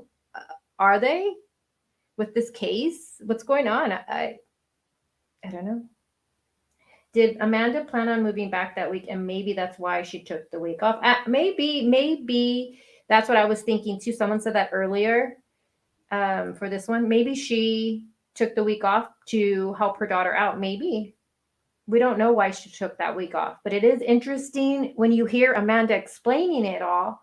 My mama took a week off of work, and then she's giving her all her belongings, you know, and it does seem like an unaliving was, you know, being, you know, planned. It seemed, you know what I mean? And it's just interesting how Amanda goes to that immediate terror and anger. It's just, those are just interesting to me too. Mm-hmm. I think Aaron's was an accident too. I don't think he did that. Sorry, I need water. Oh, Tony. It's just, I don't know what to say with that.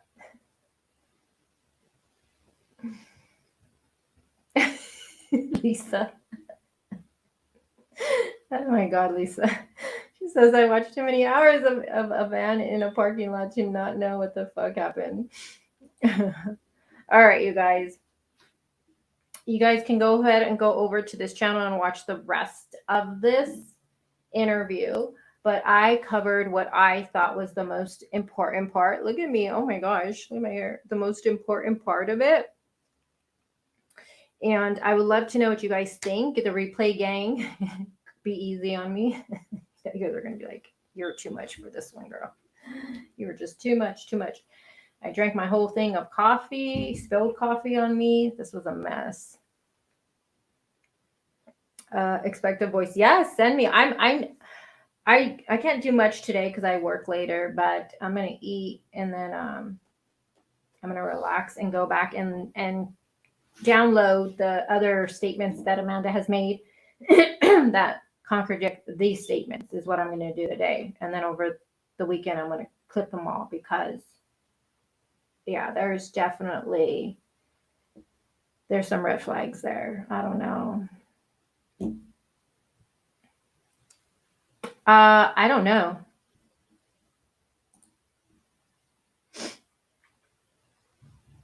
And my phone just died. Yeah, I never thought he wanted to die either. He talked, and then his birthday just passed. Aaron Carter's birthday just passed, and I believe his son's birthday is coming up. I don't believe he was planning on taking his own life. I do believe he wanted to do better. I think he just suffered from addiction really bad. And, I've been watching a lot of his live streams. He would go live a lot on, I think, TikTok and Instagram, I think it is. And people are just showing him everywhere. It's crazy. There's channels that have just his stuff on there. And God, people talk so much shit to him. But he would put himself through that, though, because he would always go online and people were just horrible to him with the comments, but yet he kept doing it. So I kind of feel like that negative attention is better than no attention kind of situation with him. But it's just sad. Why put yourself through it? But he knew what he was getting himself into every time he went live, and people just talk so much shit to him. I couldn't deal with that shit. All right, guys, I am going to wrap this up. I am starting to sweat in here. So it was good. I missed you guys, going live. I haven't been live for a while. So it was good to see you guys and talk this case. My hair is getting frizzy. So you guys have a good afternoon. I will check, go back and crop some stuff out and listen and do all that with this interview she did and stuff like that. But thank you guys for being here. Thank you for the ones who donated. I really appreciate that. And yeah, enjoy the rest of your guys' day. And who knows when I'll see you again. But until then, thank you and